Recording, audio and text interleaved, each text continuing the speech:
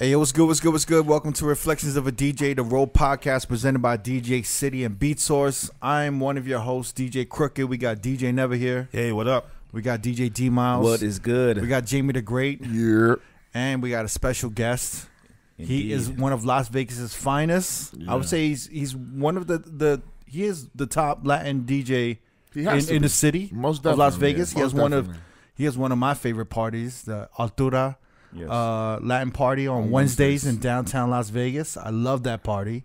That party's a fucking vibe. It is. Love the venue too. And for the past few months, he's been harassing us to come on the podcast. Oh yeah, fucking bugging it. He's been calling people. He's been calling you guys like drunk, cursing you out. He's been calling me, cursing me out. Put me on. Hitting up Nudia. I got a lot to say. I got a lot to say, Crooked. If you had hit me up earlier, I would have made it happen. Yeah, don't stop. Don't stop my shine, Crooked. Yeah. You know? Who are you to hold me back? No, but we love this guy, man. We got DJ Exile in the building. One of our favorites. What's good, brother? What's good, fam? What's good, man? That was hilarious. So you're here to join us for our 2021 recap. Yo, that's dope, man. Thank you for having me, man. For real. I figured you got one of the dopest Latin parties in the city. Mm-hmm. Right. You're one of the dopest Latin DJs in the city. And I wanted your perspective on, what was the best of 2021 with music and shit. You know what I'm saying? Yeah, I was like, oh, shit, all right. So we're going to do the recap for 2021. We're going to go through the list. But I want everyone to know that this is from a Las Vegas perspective. Yeah. Okay? Yeah. So we work in Las Vegas. You know what I'm saying? So our list. Point that out. Yeah, our list pertains to Las Vegas. Yeah, so that's don't important. DM me or come at us like in Miami though. In Miami or like in New York, that shit works. In Mississippi, this is the greatest shit. And you get a lot of DMs like that, like, "Hey, bro, this is wrong." Really? Yeah. Wow. Sorry, Midwest. Sorry, I actually East like Coast. it. I welcome it, but this is from the perspective of a Las Vegas nightclub DJ. Yes. Okay. I'm gonna name the topics. Yeah. Right. So the topics or the top 5 that we're gonna count down, right, for this episode is gonna be top 5 club hits, top 5 overhyped songs. So songs that are kind of like overhyped, they didn't work. They should have worked. They should have worked. Everyone was hyping them up. Yeah. Or maybe DJs thought they were gonna hit and they just didn't hit. And then there's the top 5 oh shit that worked. Yes. Which is kind of like. That's always kind of like enlightening too. Yeah, like when a you sleeper. get those, you're like, oh, word? Yeah. Y'all want to hear that? When someone says like, yo, this song kills it, or someone requests something and you play it and then you're like, oh shit, this shit actually works. Yeah. A good request is always. And we have the top 5 personal favorite songs, top 5 artists of 2021, and then we're gonna end it with the most disappointing moments of 2021, whether it be in pop culture or in the news. So we're and personal. Yeah. And then we're gonna do our favorite moment of 2021. And that could be pop culture or personal. Yeah. And then lastly, we're gonna say we're gonna talk about what was the most valuable lesson you learned in 2021. Yeah. I guess a pretty long list. We'll try to bang through it, right? Yes, sir. Yeah. What do you call it? Exile, thank you for joining us. Where should we start, man? Who starts it every year? Is it D Miles or is it me? Is it Never? Jamie? Yeah. Never? Oh. Who starts it? Me? Yeah. Age before beauty. Age before beauty. Wow. That was one of our. I think that was our first episode. That was one of our first summer recaps. 2017? 2017 wrap up. Age before beauty. Age before beauty. Yeah. Age and beauty. Motherfucker. All right. That'll work. All right. Go ahead. All right. So top 5 club hits. It's any order? Yeah, any order. Okay. Yeah. Any order, but if you want to emphasize one, that's the one. All right. That's cool. You know what I'm saying? You can emphasize that. The Business, Tiesto. I actually like that song. Yeah. Okay. That was a top 5 for you? It was. Really? It was this year was weird with hip hop. It was just we talking about club songs. Club. Yeah. So that was work. It's weird. I agree with that. That's dope. It's weird with that song. I feel like it was big in social media. But like TikTok and stuff like that? Or? Yeah, and definitely even a TikTok record. But when I played it in the club, it just did not hit as hard. Because the BPM? Because it's like 120, 122 versus like a 128? I think it wasn't until later where like some remixes started coming out later in the year where the song actually like dropped on a good level. Like a big room drop, like the energy? Yeah, I don't know. I felt like when I would drop that song, it would like it didn't really work. It was like, you know what I'm saying? It just didn't hit for Like me. 1, 2, 3, and they would drop it. Yeah, that's not in my, like, when I play EDM or house, that's not in my rotation. Really? All right. So, but yeah, I mean, it was a big song, though. It was a huge song. It was a huge record on social media. In the Ghetto, J Balvin. Yeah. Skrillex. Bam. Damn, what's up? I like this. This is You see on my Different list now, already. it's very different. unneva-ish. Yeah. Okay. Levitating, Dua Lipa with the baby. Oh, wow. Without the good. baby, he said. No, with the baby. He's not canceled anymore, so we could say with the baby. With the With baby, the baby. exactly. Yeah. He got his rainbow check. Yeah. Yo, He's certified. I like that song. That's I a like very that good song. Good choice, man. Essence, Wizkid, Yes. Another good record. Okay. That was technically last year. but Right. it got bigger this year. It got big this year. Maybe because the clubs opened up and Justin Bieber jumped on the remix. Yeah. So that helped the song out. Okay. And I feel like this is gonna be everyone's top Oh, song. shit. I already know. Peppers. Peppers. Yeah. It's a good song. Yeah. I mean, that's Hey, that worked in the like the English crowd. Yeah. Peppers? Yeah. Yeah, man. Because I haven't played an English club. Hell yeah, man. Yeah. Yes. Really? I feel like that crossover. song transcended. Like, is it from the top? Like when you drop it From the top, you yeah, edit, no, like yeah. the beginning, where you yeah. start singing. Yeah. Really? And the crowd is singing it. And they yeah. know they start like, oh, I know this song. Yeah. Really? Yeah, man. So you know what the problem that I noticed with the DJs is they don't want to play the beginning of that song. From I the feel like where you you start have to. singing, They like, want to skip to the chant. dun, dun, dun, dun, They dun. either want to skip to the chant or they want to skip to the synth? the synths or Yeah. like. But that's the biggest mistake. Interesting. Yeah. Yeah, I because feel- all the Latinos from the top, it's like, oh shit. I feel like everybody- you need to drop it from the top, Yes, and then you need to absolutely. hype it on the mic. Yeah. And then as soon as the chants come right after the first, the initial intro vocals, Yeah. it hits like It's 20 almost times like harder. it's almost like a dreams and nightmares. Exactly. Okay. Where, you know what I'm saying? Where Interesting. it's like Yeah. mellow Yeah, and then man. it just Well, builds and builds and builds. You got to drop it at the piano, right? Yeah. You don't But just the- mix in. It was a time like this, a time like you don't you go into But- mixed vocals But like the that. English crowd really knows it. Like they recognize from I the think top. some people have been saying it's hit or miss, but I think they're playing it wrong. Okay. And I think they recognize that beat regardless. Yeah. Like, that beat is strong. Because I've told people to play certain songs, and they're like, "You sure that's gonna work?" And you know when they kind of like mix it with, but they mix it in wrong. Like they don't intro into like you gotta have some confidence. Yeah. When you Gotcha. drop, you gotta drop that shit. You know what I'm saying? Okay. Like with for instance like Essence, right? Yeah. You can't like mix that shit in and like quick mix out. Like you kind of You gotta gotta you gotta let Nah, motherfuckers know that you drop it. You Yeah. kind of gotta drop that shit on the one. Yeah. Got it. Yeah. And let that shit ride. Okay. And then, Okay. but I feel like some people are timid and they're like, oh, blended. Oh, it's not working. And then they like hop out. It's like, now you played it wrong. Yeah. And I feel like you can't do that with Peppers. Okay. Yeah. That's dope. That's dope, man. I didn't know it worked wow. on the English side. Yeah. I mean, Really? I know the drop and all they remixed it, but not like from the top or any of that stuff. Or, You don't because the like words how- are all Spanish. There's Yeah. when Farruko's singing, it's all in Spanish. So I'm like, do they recognize this shit? You know? Yeah, Yeah. for sure, man. Okay. Yeah. That's crazy. How come you don't go to non-Latin clubs? No, He What's does. up? He does. He fucking I does, do. man. I just this year. You don't like white people? Wow. You don't like Nah, you don't like nah. Asians and black people? Wow. He's in high demand for the Spanish joints, bro. Latino gang forever. That's Nah, it? I just been so Hey, man. chill. Nah, I've been at a lot of Spanish clubs this year, like Yeah, busy yeah. and stuff. So like I never really got to go to a lot of like I think the one big room I went to was Excess this year, and it was like twice, and it was outing for Altura. Yeah. So I haven't been to a lot of like clubs on the Strip or anywhere else. So I'm like, I've been working on this brand so long, you know, whatever and whatnot. Yeah. But I haven't got to hear that song really at an English club. So I'm like, You should oh go shit. out like at least once or twice a month. You gotta yeah, hear I got what's to. I going got to. on, you know I what got I'm to. saying? For sure. Yeah. All right. Sure. All right, But so good list. Good list. Let's go to Good D. list. Yeah. All right, cool. So I'm going to just jump right into it, man. In no particular top order. top five club hits I'ma of go, 2021. Saweetie and Doja Cat, Best Friend. Okay, Oh, that's a good one. that's a good one. For the ladies. Yeah, Cardi B, Up. Definitely. That might be. Do you That think came out that's? this year? Do you think that's the top hip hop song of the year? Cardi B, Up. Yeah. Came out For Super club. Bowl weekend. For club, yeah. Yeah. Yeah. Go ahead. And I'm looking at my list and I'm like, damn, I got a lot of stuff for the women on here. Yeah. That's all that matters, right? Megan Thee Stallion, Thought Shit. Yep. I like Very that. big. Ooh, okay. Diplo and Side Piece, On My Mind. I like that record. Is Yeah. that this year? Yeah. Yeah. You stay on my mind. Think about you all That's a the TikTok time. song. Yeah, yeah. Again. Yeah. I feel. Why did I feel like that was 2019? Really? Let me look that. Nah. Let me see. That was definitely TikTok. That shit was all over TikTok. That shit's dope. Yeah, it was last year. Yeah, it trended hard this year, though. Yeah, I never really. Maybe because we weren't in the clubs last year. I just really didn't. Definitely, it's actually 2019 it came out. Yeah, definitely. I'm telling you, it was 2019. Definitely, it's old, yo. Definitely catapult this shit, though. We can, whatever. That one for me. That's cool. That's yours. It like hit this year. I noticed it moving this year. And then I have What's Next by Drake.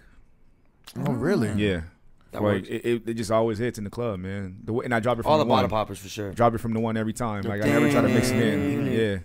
Yeah. And then Whiskey and Essence, I had that on my list as well. Essence too, huh? Yeah. A lot of 2020 songs on the list. And I did know that song was older, like 2-3 years old. But I mean, just the way it erupted this summer, just it had a major impact. I feel like for all of us. It's weird because I was listening. I would listen to that shit last year. And then it popped this year. It was just almost organic. The way like Pep Us was kind of organic. Who was the DJ that we were looking at? You showed me the video that was playing. Oh, Pep Mr. Us. Mauricio. Yeah. So he was at a festival or something, right? Yeah, it was like, I think it was just a party in Miami. Yeah, it was just an outside party in Miami. Yeah. But I heard that record and I was like, this is dope. But like, I don't know if it's going to pop off. You know what I'm saying? Because it doesn't sound like a typical EDM song or anything. And I was like, it's up tempo. Yeah. And then when I saw his video with the reaction, I'm like, oh, this shit's ready to play. Like, you say it doesn't sound like a typical EDM song. It's like it's a guaracha. That's why. Yeah, guaracha. It's that shit. That shit's banging right now. What is what's the word? It's Colombian. So guaracha, it comes from the Colombian stuff. So we were talking about that a little. Guaracha. Yeah, I say like we pronounce the G guaracha. Yeah, okay, that's what I was like. Yeah. Instead of a doom, it's a ticka like that kind of sound. Yeah. I think it was gonna slap either, and I was like, what the? And it slapped. No, it slaps. Yeah, dude. That's crazy. They never still said that in the club. I'm like, wow, to the English. I'm still surprised by that. Wow. Yeah, I got to go out more. For sure. Yo, Exile, what's up, man? Let's hear your top 5 club hits. All right, man. These are all in Spanish because I'm doing the Latin edition. Yeah, let's do it. Todo de Ti by R.O.A.D. That's upbeat. Yes. You guys play that too? Yeah, that's Cricket's favorite song to play. That's one of my record. favorites. Really? But you know what? It's hit or miss. That's a hit or miss record. Yeah, okay. But I still love it. Okay. I still love it. Yeah, R.O.A.D had a huge year. Definitely. Yeah. Well, he's dating Rosalia, right? Yeah. But also, he's like Latino Chris Brown. Too. He's got the look. He can dance. Tattoos. A lot of Latinos don't. Yeah, go ahead. I was gonna ask you, is that like one of the first Latin R&B to come out in a long time, right? Yeah, who can dance like Chris Brown can dance, sing, do the whole thing. You know, like to show how he looks and everything. Yeah, because Bad Bunny doesn't. Fucking dance. Jamie put me onto that, and he's like, he's like, yo, take a listen. I'm like. At first, I played it for him. He's like, yeah. I was like, yo, this sounds like some wannabe R&B shit. I thought it was corny first too. Yeah. I was like, man, I was loving that shit. And then I didn't. And then I kept listening, and I was like, damn, this is kind of dope. And then I was like, you know what? Like, there isn't any Latin R&B. Yeah, there isn't. Like for real. And I'm like, it's kind of dope. Well, there's sets too, but like that can do it all. Like sing, the looks. Dance, everything is. Well, to me, when I think R&B, it's like the drums aren't dembo, they're not reggaeton. You know what I'm saying? They're actual R&B drums. Where if you took his vocals out, any American or you know what I'm saying, English speaking artist could make an R&B song off of that instrumental. Yeah. True. And then here you got a dude singing R&B in Spanish. Yeah. So it's kind of, I think it's kind of dope. I think it's crazy too, because like we're not used to that R&B. Like what the fuck? Like we're not used to that. We're used to the doom doom doom doom. You know, like you said, it's catchy as fuck, man. Yeah. I remember one of my good friends. I play a lot of remixes of it too. One of my good friends, she lives in San Diego. She's Latina, and she put me down. I want to say maybe April. Yeah. And I was like, what is this? And I kept listening. I was like, oh, okay, I get it. Like, it's just that pop sound. Yeah. Like it's fire, bro. Yeah, I have a lot of remixes of it too as well. Like it works too. Like I'll give you some remixes of that. But like it works. It's dope. It's honestly what I wanted Silk Sonic to kind of sound like. Yeah. You know. But go ahead. Go ahead. So let's continue with your top 5. That was number 5. I'm gonna go in order too. Number 4, Yonaguni. It's Bad Bunny. Bad Bunny. The sad song. Bro, I made Latino speak fucking Japanese, bro. Yeah. So that was dope. I'm like in the club, I'm like singing this shit, and they all know the Japanese words to it, even though they maybe mispronounced it or whatever. When you say the name of these songs, just say it slower so I can understand. All right. Yonaguni. Yeah. I can't even say it because it's a Japanese song. Because Mexican ass talks really fast. Talks mad fast. Yeah, I love that shit. Yonaguni, it was a good record. Number 3, La Tusa, even though it came out in November. Her album, Karol G, came out in April or March. That's an old ass song. Bro, that song came out 2019. Nah, it was 2020. Dude, but her album came out 2021. I'm sorry, 2021. Wait, let me look this up. Yeah, Latusa's mad old. It is. But like her album, that shit, but her album is 2021. Latusa came out with like that was popping when J Balvin X was popping. Kind of. No. Yeah. Chill. The album is 2021. Yeah, that Karol G. It's called. Okay, the song is 2019 or whatever, but like or 2020. November 2019. Yeah. But the album. But it still works now. Yeah. Okay. All right, my bad. Cliche. And then number 2, La Mamá de la Mamá. Oh, that's a course. La Mamá. I'm gonna say slow. Yeah, okay. You can say that quick. Well, it's Dominican because they say it hella fast. Yeah, say it. I can't even do it because I'm out Dominican. They say it hella. It's It's hard. It's hard as fuck. Yeah, that was number 2. And then number 1. I saw that. Did that work in the English clubs as well? Yeah. Yeah? Just because it's doom. It's like fucking Latin 2 Live Crew, Luke Campbell shit. Okay. Yeah, you know what I'm saying? Booty music. You know what? Miami bass. They should make a remix of that with fucking Luke Campbell like speaking Spanish. We want some. Yeah. La Mamá. La Mamá, like you might like have him going like that. Let's keep it going. Number 1, Pepas. Pepas, right? Hands down. The summer anthem for all Latinos. So you got 2 for Peppers here. Yep. And then you didn't have Peppers on there. No. All right. My turn. Jamie, let's see. What's your Peppers. top 5? We'll start with Peppers. Peppers. Just get that one out of the way. Crazy. Record of the year. Big record. It works, dude. I done a frat boy party not long ago, and it worked in there. I done a El Chingon and SD, and it shit worked in there. So it's a crossover for sure. This is kind of weird. It depends on what remix you play or what tempo you play it. But Girls Want Girls by Drake has worked good for me. The top 5 in the club? Yeah, I gotta give Drake at least one. But that sounds personal. I'm talking about like just club records. I just gotta Top give five? We have a favorite category. Yeah. Reps. it works for me in the rooms that I play. Girls yeah. Want Girls works. Yeah. Works better than What's Next for me. You know what's funny? Like I've been playing the remix, the one- Max Wallen. Yeah. I think it's Wallen or Whalen. Wallen, right? Yeah. The Max Wallen remix. The one with the drum behind The it. drums in it, but I feel like I've been hearing the OG getting dropped from the 1, and it sounds good Yeah, too. that's what I drop it from the 1, so that works for me. Doja Cat featuring SZA, Kiss Me More. Mm-hmm. That works a lot in the rooms that I'm in. Actually, a really, really big record. Yeah, big record. It's really pop top 40 crossover records for the rooms that I'm in. Body by Meg works for me really well. I don't know if it works for y'all. Body, yada, yada, yada, Body, yada, yada, yada. yada. That's last year. Only the first verse though. After the first verse, That they works get for tired me of it. this year a lot. It's been requested a lot too. Yeah. So I go with Meg on that. And then even though it is also late last year, Dakiti works for me great. It's a good record. That's a dope record. Bad That's not Bunny 2020. That's 2020 though. Yeah. But it's 20. It's November. I mean, you put I know, Latusa in but the that album. But yo, hold up. The album came out in 2021. D put in 2019 fucking side piece in that shit. Yeah. No, but Dakiti, you pay the OG, you pay the OG, or you pay the remix. I gotta get a remix. I forget what remix it is. I think. Yeah. I don't know if it was Cyber Kids remix, but somebody gave me a remix and it works really, really well. And it's up tempo. It's a lot quicker than the slower Dakiti ones. Yeah.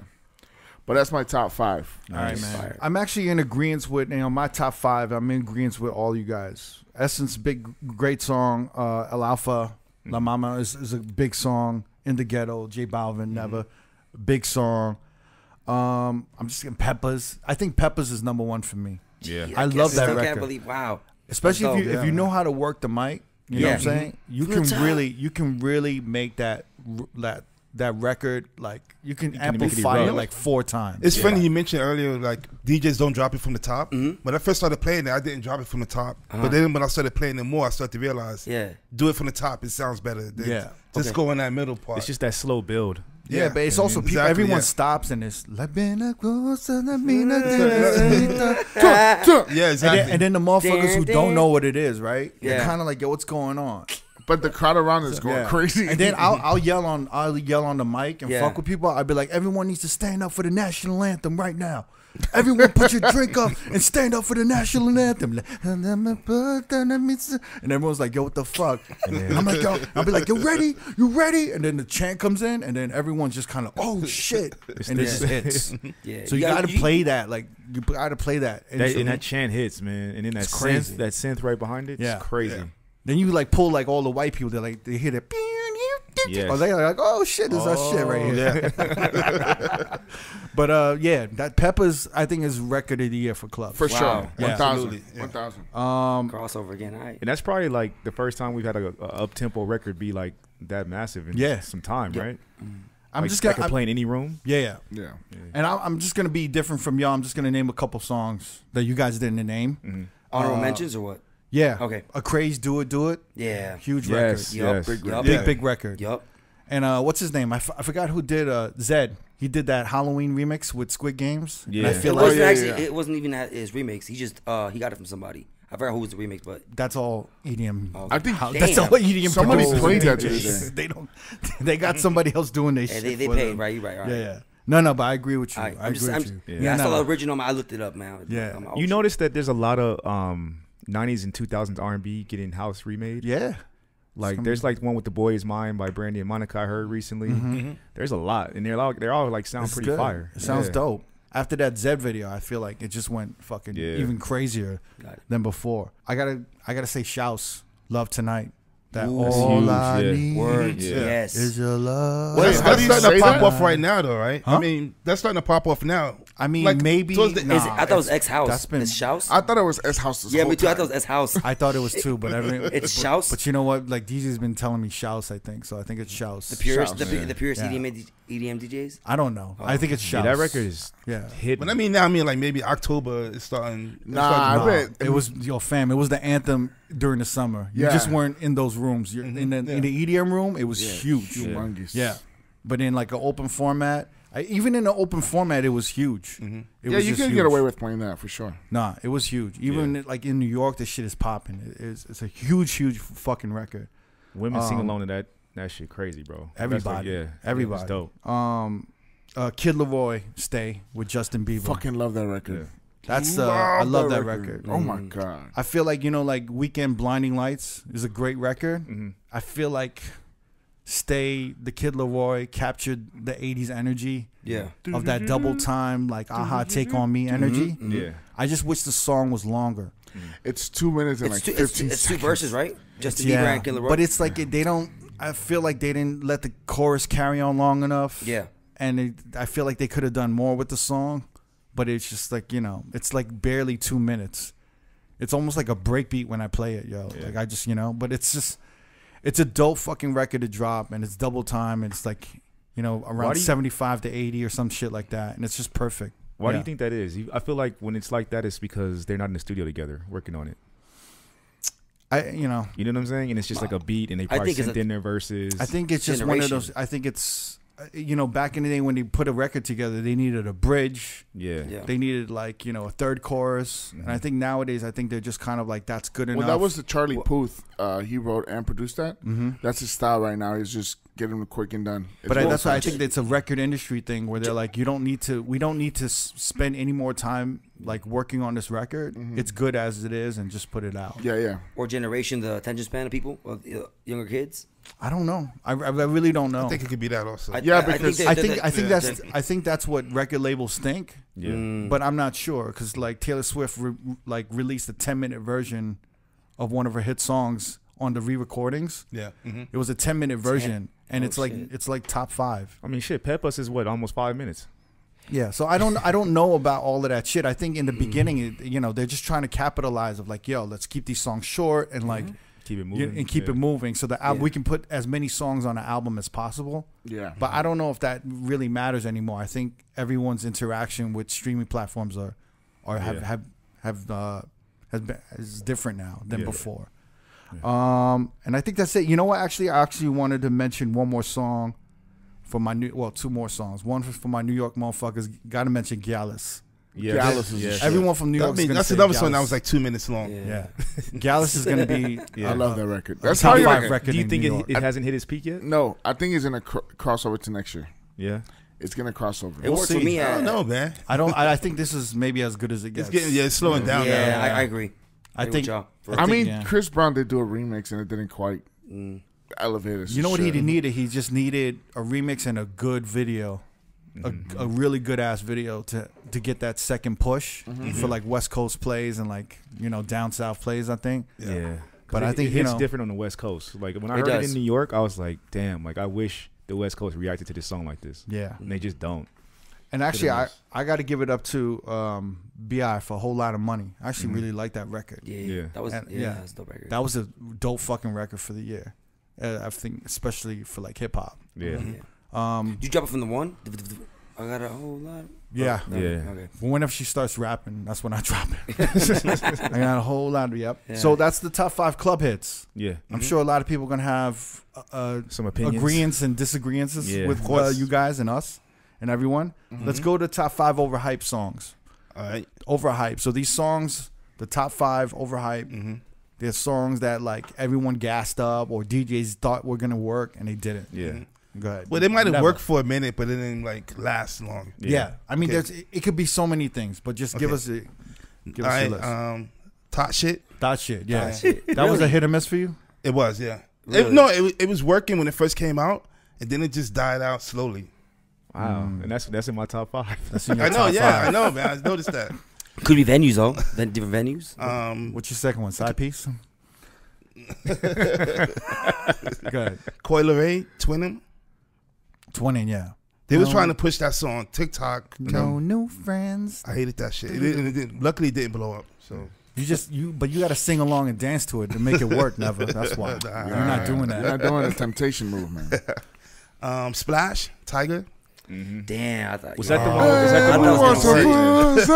thought that was gonna be the That's 2020, but you know what, man? No, that was this year. Was that this year? That was this year, man. Oh shit, that was May. Would you think because Pop That kind of took over that sound? I don't know. I don't know. It sounded kind of like Pop That. Yeah, but that was big that up. I thought just. It just wasn't. It wasn't it? You know who was telling me, who was gassing me up on that song and was G'ing it up so hard? Who? I know who. And I played it for him, and he saw the crowd like not react. Was Jamie? Yep. And I looked at him and I told him, I said, that shit don't work. And he was like, nah, man, this shit is huge. What are you talking about? No, I didn't say it was huge. I said it was going to be the one. No, you said this. I thought it was going to be the one. No, because it was going to be guess what? I'm at Encore Beach Club, right? And I usually play the OG 2 Live crew, We Want Some Pussy. Yeah. And then I go into something else. Yeah. But I was like, you know what? For you, I said, I'm going to play the Tiger version. Everyone's wilding out, We Want Some Pussy. And then it goes into Tiger's verse and everyone was like, I actually think. And then I looked at him, and he was like, "I'm sorry." Because when he goes, "Pop that shit, pop that shit," then I'm like, "Oh God." I actually think the other record he has hits harder. One with the Laffy Taffy. That's a good record. Yeah. I played that one in my opening. So much filler, bro. So much filler, man. Go ahead, Nev. Keep going. Twerkulator, City Girls. Oh yeah. I feel like I feel like all the old DJs. Like the old DJs thought that was like, oh man, this is a total win. This is the perfect formula. City Girls. It seemed like it. No, it seemed like it was gonna be a big hit. City Girls and Planet Rock. You can't go wrong. Go nowhere. It just didn't hit. It really didn't. It didn't. And anything from French Montana. You said anything from French Montana. Fuck with me, get a bag. They're trying to blow that up. He shit on the Bronx. They're trying to throw. They're trying to blow up Handstand right now. Mm-hmm. You know that Fuck With Me in the Bag is big in New York. I like that record. Is it? Yeah. And it doesn't work out here. And Handstand works. But none of his shit work in the West Coast. Never lost his Bronx the card. Hey. Give me your boogie bun. Even the joint he did with I forgot what it was. But yeah. The anything Handstand. French Montana. I mean, anything by French. Bro, Instagram hates and I tried to listen. Montana. I tried listening to his new album. Always trolling, bro. And I just they hate Montana. I couldn't get into it. I love French Montana. I like him too. You like the new album? Can I ask you something? What? Was there a French Montana album that you could get into ever? But still, I tried. Not really, but I tried to give him a chance because he's from the BX. But I'm not. Yo, I'm not mad at Handstand with Doja Cat. That shit works for me. I'm not mad at it. I'm not mad with Fuck With Me Get a Bag either. To be honest, I like that song. I like it too, but it doesn't work in the club. Dog. Yeah. Is that it? It's just that sample, man. That's all for your overrated? That's 5, yeah. Go ahead, D. All right, cool. So my first one is Erica Banks' Bust It. I'm just like, what? That shit worked. It works like literally for like 10 seconds. It works. And I got to get out of it. And it's just like, I don't even care to like take that risk anymore. You know what I mean? I agree with that. Yeah. I agree with that. Mooski Trackstar. It was big on TikTok, and I feel like these tried to translate it into the club, and it just never translated into the club. It was just whack. I think, yeah. You know what I mean? Like, that's cool on TikTok. People were just doing a little running dance and like it just didn't do nothing, man. She's a track star. Yeah. And then that's it. I remember listening and be like, when did the drums come in? Right. And I was like, okay, where's the hook? I'm not even sure. Bro, I have a hard time mixing that song. I'm like, where the fuck? It's weird. Yeah, bro, it is. I don't even touch that one anymore. Masked Wolf, Astronaut in the Ocean. Oh, that's 2018 or 19? God damn. Nah, really? That came out this year. Astronaut in the Ocean? Yeah. Oh, that's old, man. Nah, you sure? Look that one up. Nah. I was put on notice about this song this year. So if it is older, I didn't know. 2019. Wow. Oh shit. Yeah, that song is old, bro. I just started hearing it this year though. Okay, so let's just put it out there. This year has been weird with music. That shit just popping up. But last year don't count. Years back. these hip hop motherfuckers are like they hear some new white pop shit. They're like, oh shit, this is new. Like, yeah, that shit's been around for a little bit though. Yeah. Yeah, and I had Twerkulator. Yeah, for sure. Like I just, to be honest, I never even tried to play that song. But when I would go out and listen to other DJs playing it, I was like, a fail. This ain't it, man. Like this shit is weak. Like it just they had a TikTok dance, but it has like the elements to be good, but for some reason it's just not. It's just so weird. Like, it's I don't on understand. paper for a DJ. On paper, it sounds like a win. Like you can't fail. You know what I'm saying? But then when I remember the first 3 times I played it in 3 different clubs. And I would get so mad, like, why the fuck isn't this working? Like, yo, this crowd sucks. And then the second one, I was like, this ain't working again? Third time, this ain't working again? Yeah. And I was like, I give up, man. It was you. And I've heard it mixed all kind of different ways, and I'm like, it's still even remixes never nothing work. It just don't work, man. So I have a Dembo edit. Yeah, it doesn't work that much. Unless you just loop, it's time for the twerkulator. It's time for the twerkulator. For that, you might as well just say the fucking the original. The percolator? Yes, percolator. Yeah, and then my last one is Coi Leray and Pooh Shiesty, Big Purr.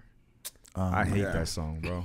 People request that? No, Pooh Shiesty's verse hits. That's about it. Yeah, but it's like I feel like it just takes too long to get to his verse. Because Coi Leray just, her voice, I love her on certain things, but on other things, I just feel like her voice as an instrument just doesn't work with certain production. And that song is just too like hood of a record for her voice, and it's just awkward. Some of her music reminds me of Bad Baby, right? Yeah, where she's like hitting this like young demographic that maybe don't even go out to the clubs yet. Right. And I think that's what it is. I think that's You know what I'm saying? Because No More Parties is a dope record for by Coi Leray. I like that one a lot. But when I heard this, I was like, this ain't it. And I know Pooh Shiesty was hot, and they probably just it was like an industry thing to just put them to it on a record, but. That shit was whack, man. I heard it a few times in the summer, like at pools or whatnot, and I was not feeling it. I feel like it just deaded the energy every time I heard it. Really? I never heard it ever. Good. I just heard it on TikTok and shit like that. Exile, what's up? Top 5 overrated 2021. All right, Latino version again. I'm gonna go with Poblado Balvin remix. It's like a Colombian remix of a reggaeton song. Demographically, it didn't work on the West Coast. A lot of Colombians aren't out here on the West Coast like they are in like Houston, Miami, New York. So I would play it. I'm like, this record's hot. Then I would go to Houston. It works better, but like it didn't work on the West Coast at all. Yeah, it's crazy. Like with reggaeton and Latin music, it's like the different demographics. Yeah, the East Coast, right? The down south, right? And then the West Coast. Yes, sir. Yeah, it didn't work. It's completely different. Yeah, number 4 was Súbele el Volumen by DY with Mike Towers and Jay Cortez, which is 3 heavy hitters. It just didn't work. Just I don't know, the energy was there, but I'll play it in the clubs. It was supposed to be a banger though. I think DY came with the energy. I think people are getting tired of DY. I asked a lot of Latinos, like, hey, what's up with DY? Like, well, he sounds the same because he releases the same BPM, same energy. He hasn't dropped anything unique, like anything slower or anything like Pepa's like upbeat. Kind of drops the same thing, the perreo. Where like, yo, you've been doing that for 20 years. A lot of people tell me that. I'm like, but DY is the GOAT. Yeah, but like, it's the same thing, bro. Like we love perreo, but like drop something unique. Like Bad Bunny touches all types of realms. Right. Same with Balvin. He goes at the ghetto, or in the ghetto and then he does reggaeton. Then he does like, some like trap shit and stuff like that. Yeah. So I think that's why it didn't work. I think people are just tired of like, all right, daddy, like we're done with the perreo, like switch it up. Yeah. Number 3, Volví, Bad Bunny and Aventura. What? Yeah. Yo, didn't work, bro. That's 2 gods, bro.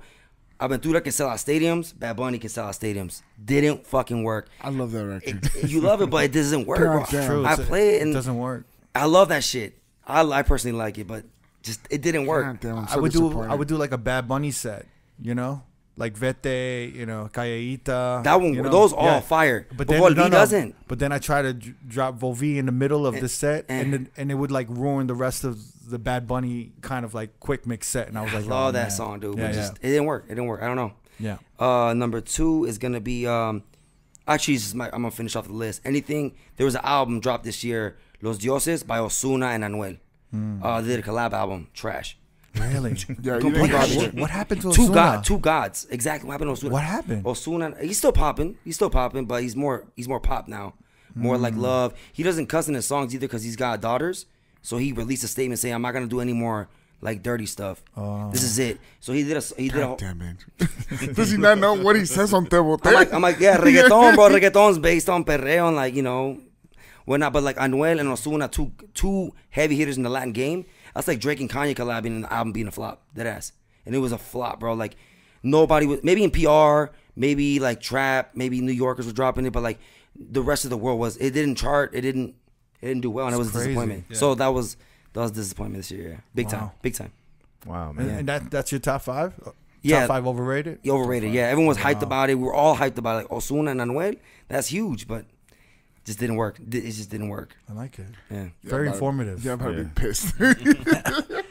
Jamie, when are we not? This is the shit that didn't work for me. In your rooms. In my rooms. Yeah. Way Too Sexy by Drake. That's hit or miss, though. I feel like that's hit or miss. But you had it on your top 5. Wait, I was overhyped? I did? Yeah. No, I had What's Next. Yeah. Oh, yeah, that's right. To me, Way Too Sexy just loses steam right after, okay, all right, and that's it. Wow. To me, that's an overrated. And it snoozes out after a while. Wokeisha, Moneybag Yo. Oh, I agree with that so much. After that Shanti line or whatever? And then it goes into like a cup pouring liquor. I'm like, why did you do that? Like, it's just the... Here's another one that kind of... You know what? Here's the problem with Moneybag Yo? Like, damn, you hit the spot. I mean, it's like we're in the club, like like, and then all of a sudden, mellow. It's so mellow. What's you know in what? my cup? It's in my the cup. thing is, like, his mellow delivery, his cadence, that works on these like extra hard fucking those beats. Trap beats, right? Mm-hmm. As soon as you get him up to like a 90 BPM, he sounds so off. Yeah, he's bringing no energy to the record, and he just honestly sounds dead on that record. He can't have a record that has no energy and then come on it. Like that's way too mellow. But for some reason, it gets a lot of radio play. Yo, mad people requested it. I'm like, no. I'm like, I'm not playing that. Like, that's actually a problem for me. Yeah. You know what I mean? Like, dropping that is going to cause me a headache. Yeah. Somebody took me a little over $100 to play it, and it just snoozed out. And I was just like, this is the worst 2 minutes of my fucking life. Then try to get the crowd back. How much was it for, though? It was a little bit over $100. Oh, that's worth it. I would have did it. Yeah. But it was just like, now I gotta like, people look at me like, what the fuck is this? I'm like, now I gotta recover. Blow the whistle. You don't even know what to do. Then the manager comes up. What the fuck are you playing? Like the spender wants to, man, whatever. This song also fizzles out for me very well. Maybe I'm not playing it right. Whole Lot of Money by Bia. Damn, that's 2 people. Really? Yeah, it fizzles out pretty quick for me. I mean, Pretty quick. after the first chorus. Well, she has a lazy flow too. Yeah. So maybe I don't know, man. I walked to the bodega. I see like shorty singing that shit. Yeah. Where are you playing at, Jamie? You playing for a bunch of dudes. That's why. Yeah. A bunch of white folks. Because that shit works for the ladies, bro. No, it just doesn't work. There's a whole lot of money in this motherfucker. Bia. No, it just doesn't work for me. Really? Maybe I'm not playing. Like I said, maybe I'm not playing it correctly. I don't know. I put on my makeup when I walk into bodega. Yo. Twerkulator, of course. Oh yeah. And then this one too. I feel like people lose interest rather quickly on this record too. In the Ghetto. In the Ghetto. Really? Tripping. I think in the beginning, and now I think they warmed up to it. You know what it was for me with that record is that it comes in really strong, but then when the verse hits, it's like it drops and then the energy. So it kind of fizzles. So I have to play a remix that's. So I need So I gotta just find a better remix for those records. After a while, people learn the record and they listen to it. So now the drop doesn't sound like weird. Yeah, it just sounds like it's part of the song. Then they expect it. You mean the verse? because it's like it hits like 1998 too, and then you expect it to hit, and it goes boom. And it goes But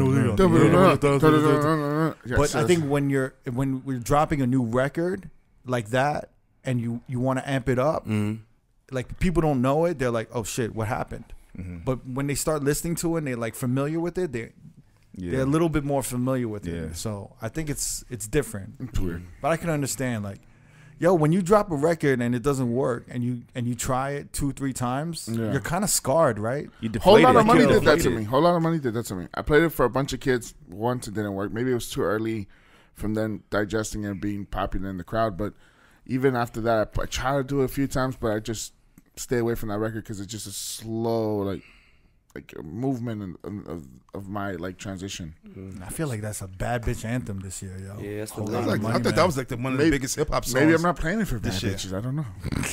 Maybe the bad bitches are not in the room. I don't know. What do you call it? I agree with everything you guys. I agree with Twerkulator. Way Too Sexy too. I think for a Drake first single, it should have been bigger. And I think maybe we were, I think only he could get away with like a filler song as a first single. I mean, to be honest, that whole album was kind of filler. Yeah.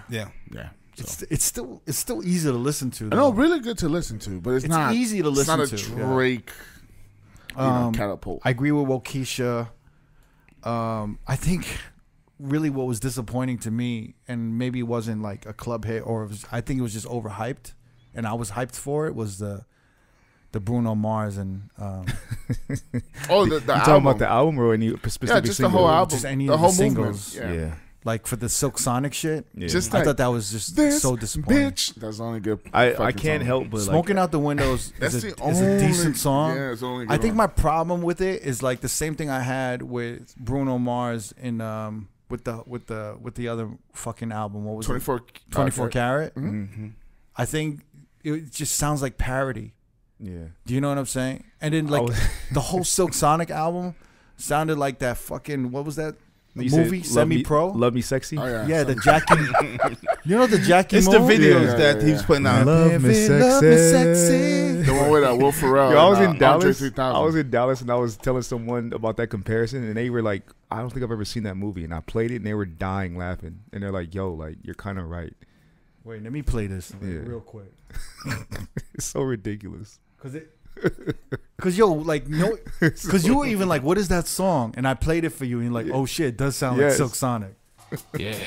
You just need the Bootsy Collins ad-libs. You know how Bootsy Collins was on that baby. Hey baby, we got Bruno Mars in the building. Let's fill a bathtub full of sweat. All right.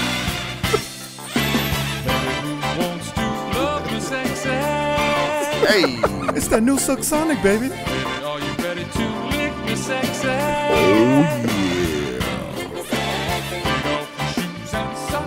never give me a smooth. Oh yeah, Smooth. Show you right. show you right. I thought that was a big disappointment. Stone Groove. You know, it was also another Stupid. another record that I felt like people were amped about, and I just was like, that's not gonna work. Was the fucking Poke It Out, the Wale with J. Cole. I felt like, man, I knew that off the bat, man. I know, but I felt like a lot of motherfuckers With the what's the name beat? with the Vibrant Vibrant thing. Yeah, Vibrant thing. Yeah. There was all these motherfuckers on Twitter like just gassing that shit up, like all these DJs, and I'm like, yo, you're never gonna play that song. What was wrong man. with that record, you think? I just felt like it was just Too old. That Like, sample wasn't it. Yeah. it doesn't sound relevant at all. okay, that's something. You know, old, it sound like old, something- it sounds old to me. Like, If they dropped it maybe like 5-6 years, like around that Mustard era, maybe. I don't know, man. It just doesn't. I don't think. Yeah, it's just a weird combo too. I'm Poke It surprised Out. he had J. Cole in that song. Or J. Cole did the song. It's actually not a bad song. It's not. I've never heard it in the club, but I've heard it on radio, like driving in my car, and it doesn't sound bad. It So doesn't. I heard it in the club, and it doesn't sound bad. No, it's but well everyone produced. But everyone in the club is just thinking, why don't you? what? When does Q-Tip come on? Right. You know what I'm saying? It just sound like they're rapping over the instrumental. Yeah. Like And it's then- a mixtape record. Another big disappointment for me, and it was overrated and it was just hyped up, was anything by Rosalia. I feel like she just disappointed me, man. She kind of disappointed. Look at me. exactly. No, I agree with him. That's the thing. I was like, ooh, She's thank so you. hyped up, yo. The thing is, like, she's Spanish, and her Spanish, like, her Spain. She's from Spain. It doesn't translate to reggaeton. It doesn't translate to, like, same with, like, the Weekend remix and all that stuff. I was like, Do you remember when Rock Nation signed that one singer, and she was British, but she was, like, biracial? I do. Rita Ora? Rita Ora. Yeah. She's like the Latin Rita Ora. Yeah. yeah, I agree, 100%. Where Rita Ora never had, like, a hit song. But you saw But they her kept blowing her everywhere. up. Yeah, She was beautiful. She was in And she movies, got, commercials. She got she got She was in Calvin sponsorships. Harris Yeah. with Bruno Yeah, she was Mars. She Fast was, and Furious. she was supposedly fucking Jay. That's why. That was the rumor. What Rosalia? Where they go, never? Just saying. Well, Rosalia, she's dating Raul Alejandro, which is the biggest, one of the Right. biggest reggaeton And I guys. feel like that was another. And she's on Travis Scott's Astroworld. She was there last year. Yeah. But she's more of a brand But I than feel an like- artist, right? Yeah, I feel like she has a look, Yep. and her styling she's just a perfect like She's a package. canvas for like any kind of brand to Like market. a plant, straight up. I mean, like I even think her relationship with that what's his name, Raul Alejandro. Yeah, Raul. Alejandro. Yeah, yeah. How do you say the first part? Raul. Raul. I say Raul Raul. Alejandro. I thought it was Raul. I say Raul. It's Raul. Raul. It's Latinos, Raul. Like Raul. Okay. We can say Raul. You can say Raul. Even her dating Raul Yeah. Alejandro. Yo, I'm gonna say that if I ever meet him, I'm like, oh my god, I'm such a big fan of Raul. Like Raul. I think that was like set up by the labels. because they're weird. They're weird It seems together. like it. They're yeah. I think it's like her management and being like, this makes sense and this will keep her relevant in the music because she's not popular. relevant right now. Isn't that crazy? I Like don't people know. go that far. Like No, and then he's been like gassing up for years. But I love her voice. yeah. Like I love her voice. Well, but she comes from can't have a the hit. Spanish I forgot what they do. They don't do Flamenco? tango. Yeah, there you go. flamenco, right? Florico. Flamingo. No, that's a street up here. Flamenco? motherfucker. No, flamenco dancing. She comes from a very Spanish tradition that she can actually sing. So it's kind of hard. It's like Adele doing a fucking hip hop song, kind of like that. Like Adele can really sing, It's right? almost, it's like almost like operatic. Yeah, it's really good. It's too good to be on reggaeton in a way. Right. In a I way, see, I see. in a way. It loses that. It doesn't have that like that raw, that edginess. Yeah, right? there you go. Yeah. Yeah. It's not Ivy Queen. It's like enough. when Selena Gomez tries to make reggaeton. It Every just sounds time, like- every time, Right. dude. Yeah, and Taki Yeah. Taki. Yeah. She was in No one plays the last verse. No one plays the last. Nobody. I know. Nobody, bro. I don't know. Unless you're gonna go to the bathroom or something. Exactly, right? That's fucked up. Y'all shitting on Selena Gomez. All right, so let's keep it moving. We're gonna go to top 5 oh shit that worked songs. All right. Yeah. So the top 5 oh shit that worked songs that we didn't know about. We got put on and we're like, oh shit, that worked, or songs that we hated and we got Yeah. proven wrong by the crowd. Yeah.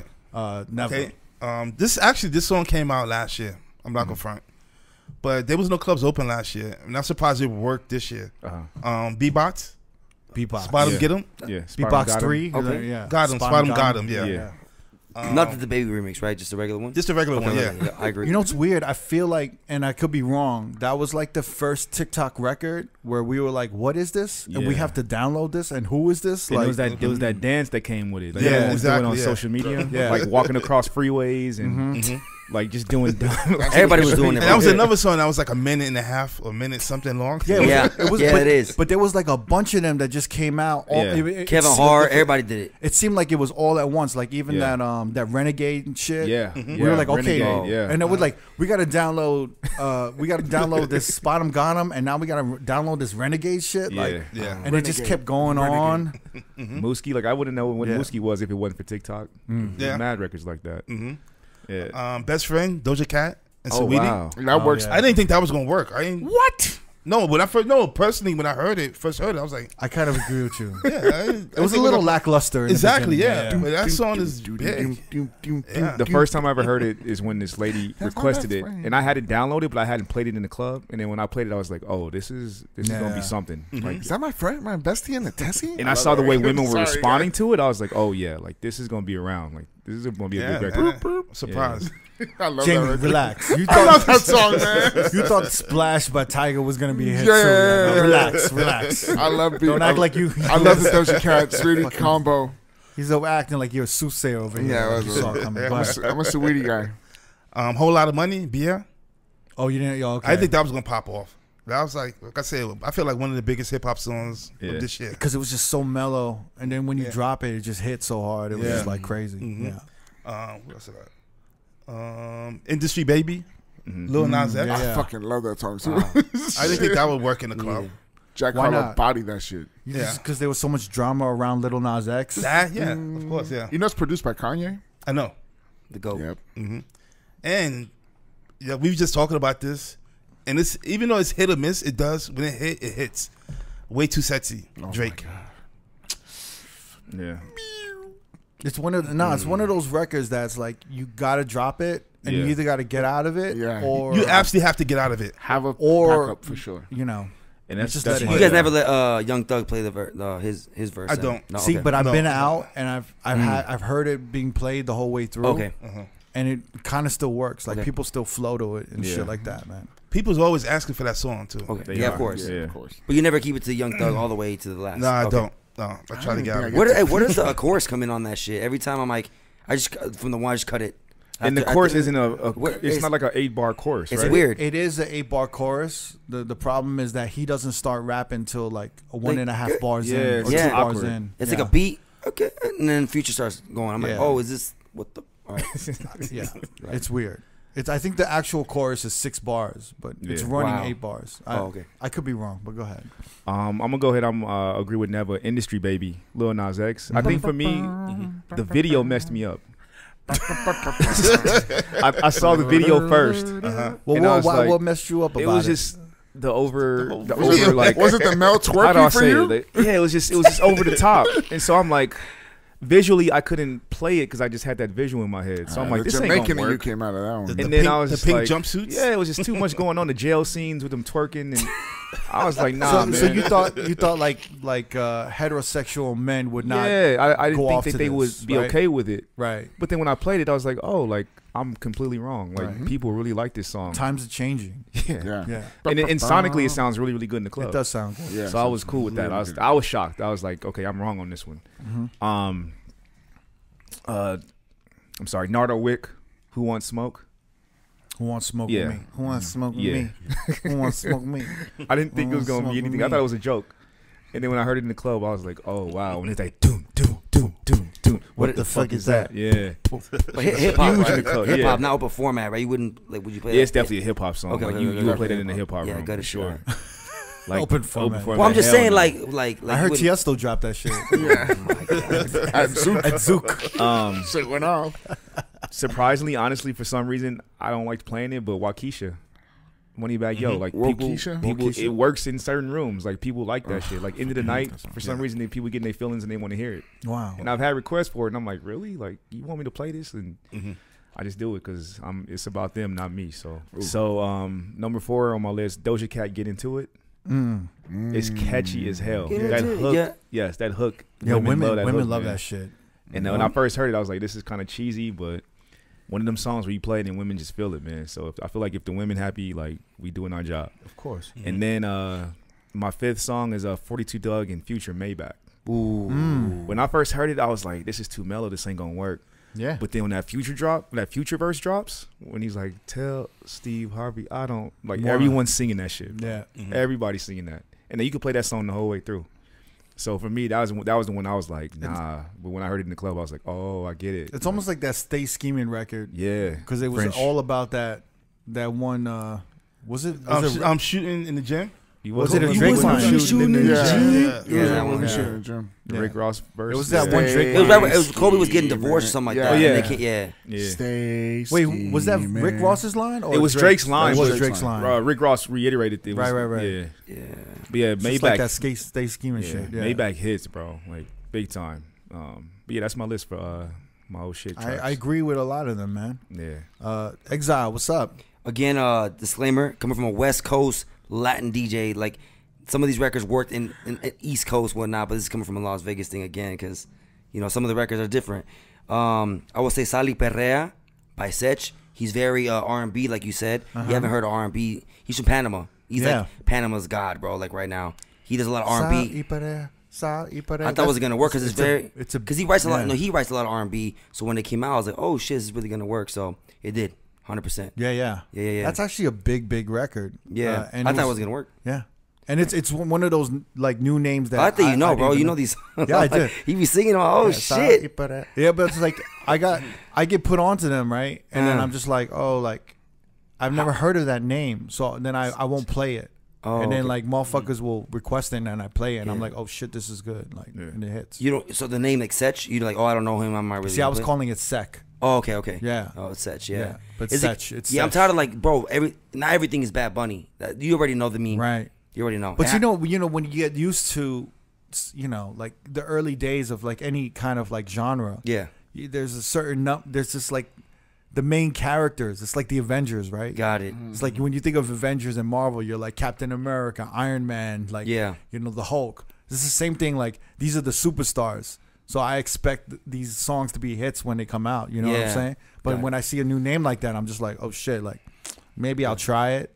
Got it. Yeah, that was definitely a big record. I'm glad you know it, man. That's dope. Number 4, again, Todo de Ti, R.O.A.D. Yeah.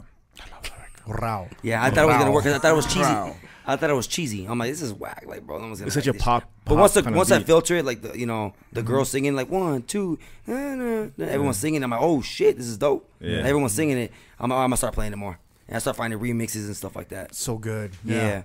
Number 3 is Fiel. These are by Jay Cortez. Because again, it's so slow. This year, 2021, it was less perreo. What is it? What is it? Fiel by Jay Cortez. I never heard it. Can I? Yeah, go ahead.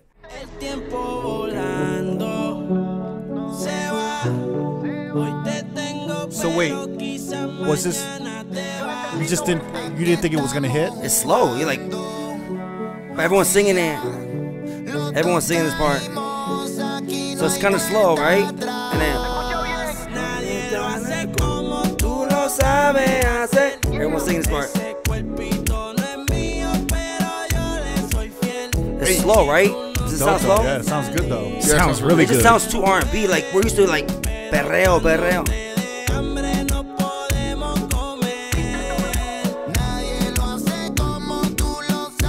I like it. Yeah, that's dope.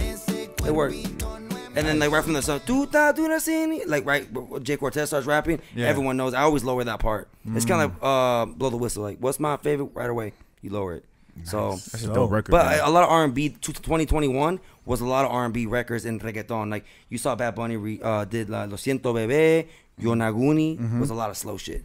So this year was very slow for reggaeton, but it worked. I was like, man, I want the perreo. I come from the old school shit. Perreo, which is more intense. The drums are harder. This year was more melodic, more R&B, straight up. It's kind of like when hip hop was shifting over and everyone started singing with like auto tune and shit a little bit. Is it kind of moving that way with reggaeton? You think? It's kind of like dropping kind of like dropping what's that T-Pain song? I'm Sprung? Jerry Sprunger. Yeah. Oh yeah. You're like, this is gonna work, but then fucking everyone's singing it, right? Right. Kind of like that, because we're used to the drums. Our drums are harder, right. You know, in the reggaeton world and stuff like that. So so it worked, and So moving on, number 2, I got AM remix, I Am It remix. Neo Garcia dropped it, and then Bad Bunny and J Balvin jumped on it. Fire. Really again, another R&B, like very slow, but it works. Right. And I'm like, damn, all right. I guess this is the year that people want to sing along and shit like that. And then number 1 is La Curiosidad by Jay Wheeler. La Curiosidad. What is that? Wheeler. That one is fucking, bro. Everybody's singing that shit from the top. Another R&B artist. C-U-R. Spell it? Let me spell it right here, because I gotta look at my shit. C-U-R-I-O-S-I-D-A-D. Then Jay Wheeler. The remix. I'm gonna do Puerto Rican Jay Wheeler. The remix, huh? Yeah. You can do whatever, yeah. It's just the chorus that it really hits. I only mix the chorus. See how slow again? That's what I'm saying. Like I was like, what? This shit? But all my homies were like, yo, play this shit.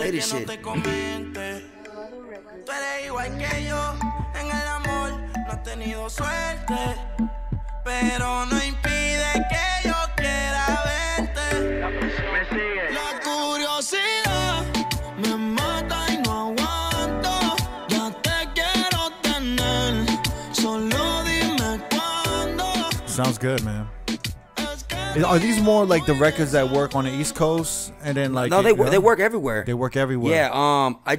I didn't think they would work. Period, because I told you I come from it's kind of like coming from gangsta hip hop, and now you got to play Drake who's singing on the record, kind of like that. Yeah. I guess this is the best metaphor to say. That's why I was saying, like, when hip hop rappers started singing more, like, you know what I'm saying? Yeah, it was like weird, like Lil Wayne, Drake, everyone just started like singing on records and shit. Yeah, so that's interesting. All those records all worked, and I thought they weren't going to work. That's dope. And yeah, I'm glad you know them, man. That's I know some of them. I know some of them. Hey, yo, Jamie, what's good?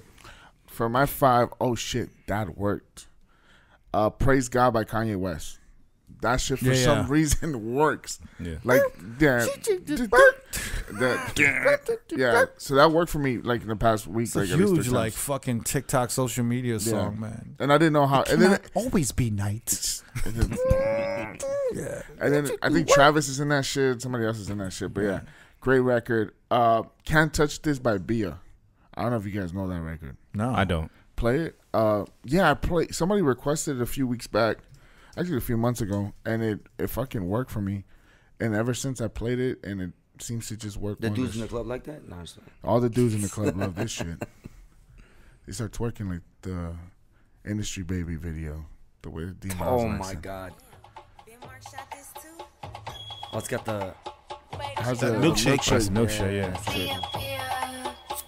Okay.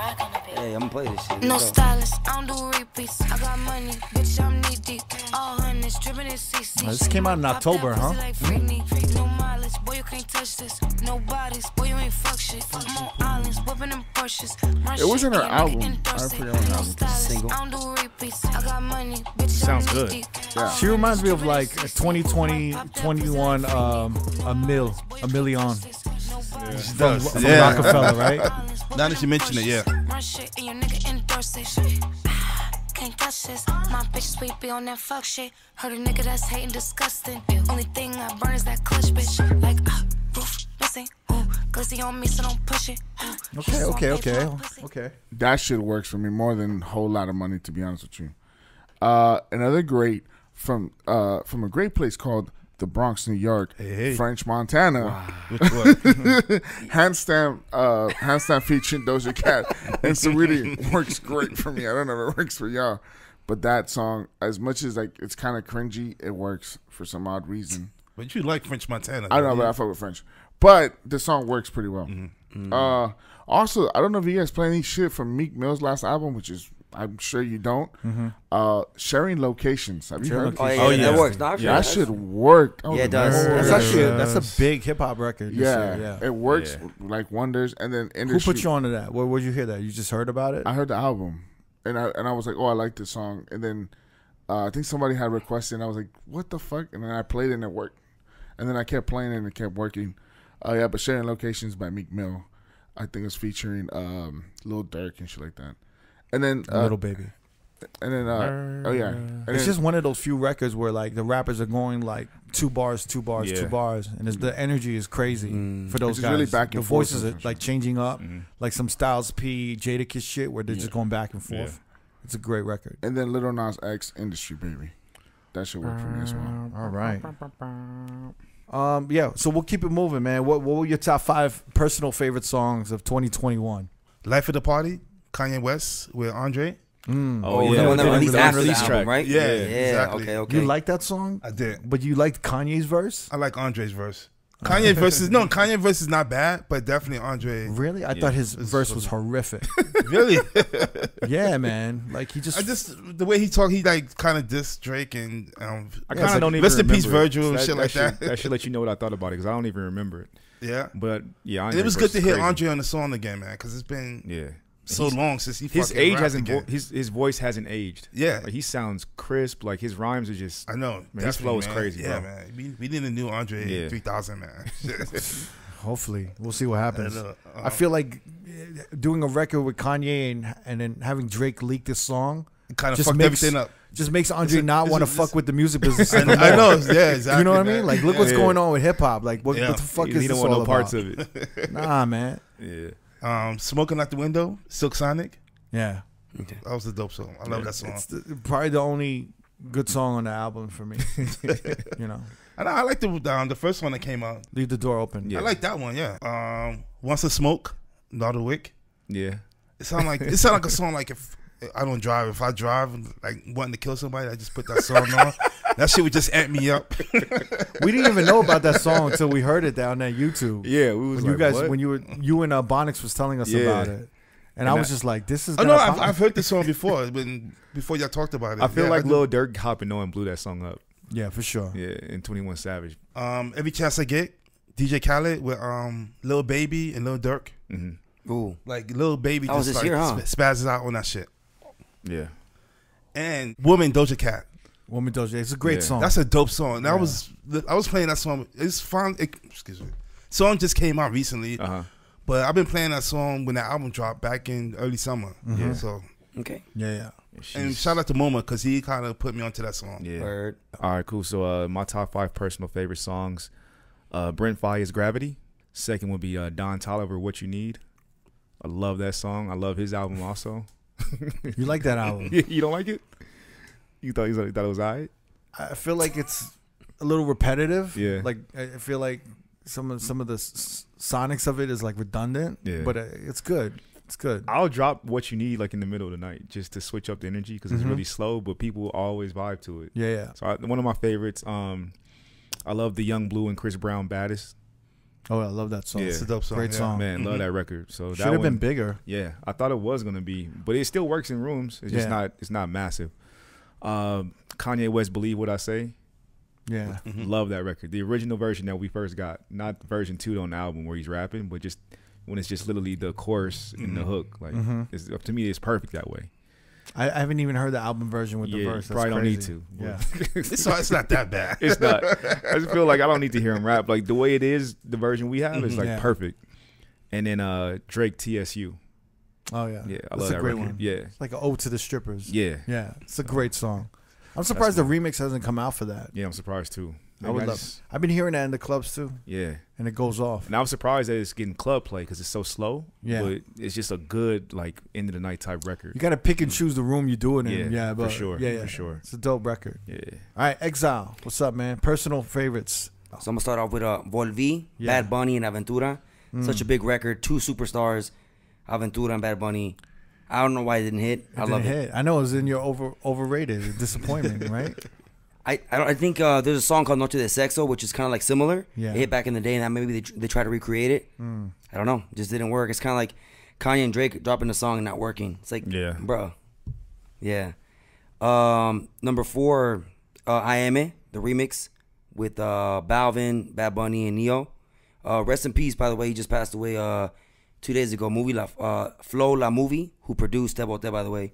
He just passed away. He got in a plane accident with his whole family and whatnot. Oh, wow. Damn. He was fucking with Neo Garcia hard, and Neo Garcia is responsible for dropping Te Bote first. It didn't get big until Bad Bunny and Ozuna jumped on it. But anyways, that's one of my favorite tracks of the year. I Am It, AM.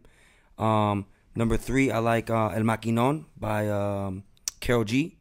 I can tell a dude wrote that though, because that flow, bro, and that flow, it's 2 girls singing it. But I'm like, nah, dude, that shit was dope. Karol G's just like huge, huge. Big right now, right?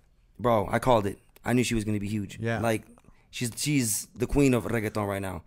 Respect to Evie Queen, respect, but right now she's it. Yeah, she's a Doja Cat of I guess she's really pop and every hit doesn't stop. It's funny because there were so many contenders for that spot, right? To be like the queen of reggaeton or the princess of reggaeton, kind of right now. Becky G, Nati Natasha, Becky G, there's so Rosalía, many. just.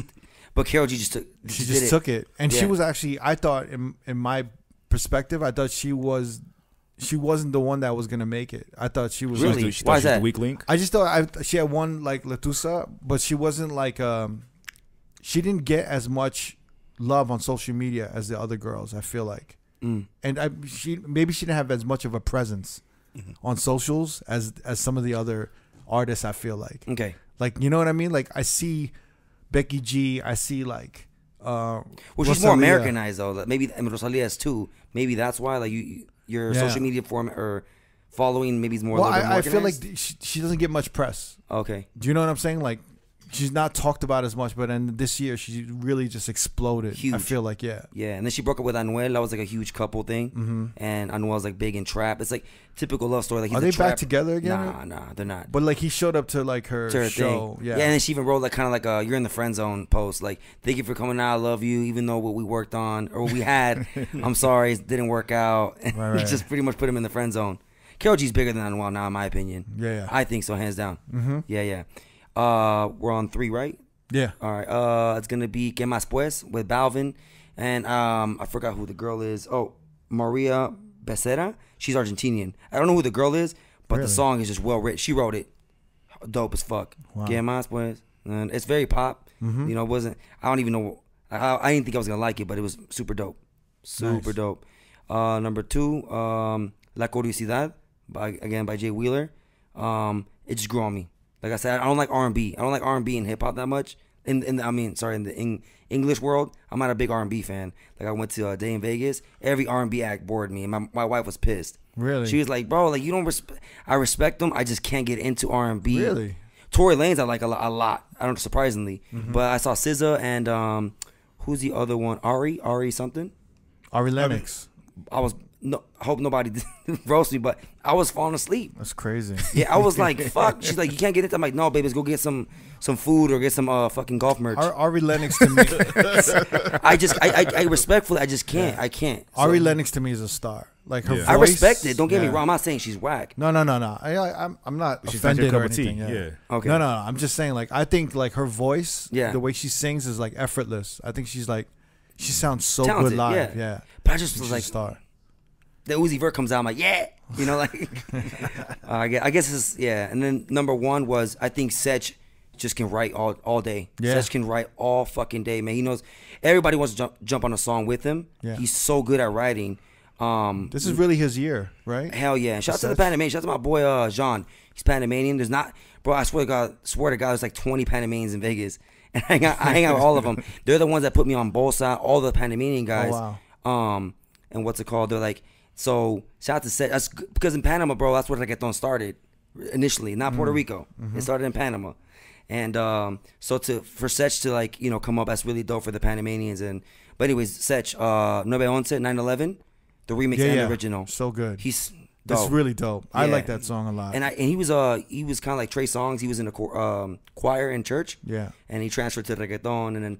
And whatnot. Does the 911 work in the clubs? Yes. It does? Yes. I've been kind of reluctant to play it, but you know what I'm saying? Yeah, come out to get you on a Wednesday, bro. You play, I promise it'll work. Man, this motherfucker. I hit you up, I've been asking him to go to DJ's party, and he just keeps booking it. No, fuck out of here, bro. I hit you up, you're like, oh, I'm on tour right now. Nah. Bro. But you hit me like in advance, and I wasn't sure if I was gonna be in town. Yeah, I think that was it. Well, let's get you back on a Wednesday. Same with Never. You guys have fun. I had Jay Crazy last night, and he got to play dance hall. Like, bro, it's downtown. People really, it's different than older Latinos. Like, they're really there for the music. They'll dance to everything. Mm-hmm. I mean, not everything, but they're really there to vibe. Yeah. Versus just like, oh, I'm a bottle popper, be on Instagram. That's what's so dope about the party. You've been there. Yeah. And it's more packed than it was when you went in the pandemic. It's even more. Yeah, I can imagine. Crazy. Yeah. And it's all young kids, so they all love the new shit, which I can't play at other spots because they're older Latinos, and they're like, this is cool, but it's not really, Yeah, it's popping. It's really a vibe. Yeah. Like, I'm a big fan of your Wednesday party. Thank you. Altura. All right, now, Jamie, top 5 favorite songs of 2021. What's up? I got... Drum roll. I got... this is kind of weird because I don't know. This is just a weird song to choose, but for me, actually, it's Company by 24 Golden featuring Future. Just go. And then Stay, Kid Laroi featuring Bieber. Yeah. Wow, okay. That's a personal favorite. That's a personal favorite. Okay. That's in the heart. And where do you play that exactly? And I don't play it. It's my personal favorite. Like in the shower or where? Like, in your life. Everywhere. Shower, driving, chilling, shower again, God. Second shower. Okay. While I poop, and I'm just playing. And then I have Volví by Aventura. Really? I fucking love it. I love it too, bro. I love that song. I love that record. Oh, yeah. And then we got, of course, a Drake song, Pipe Down, by his Certified Lover Boy album. And then, funny enough, Off the Grid by Kanye West. That's one of my favorite songs off of the album.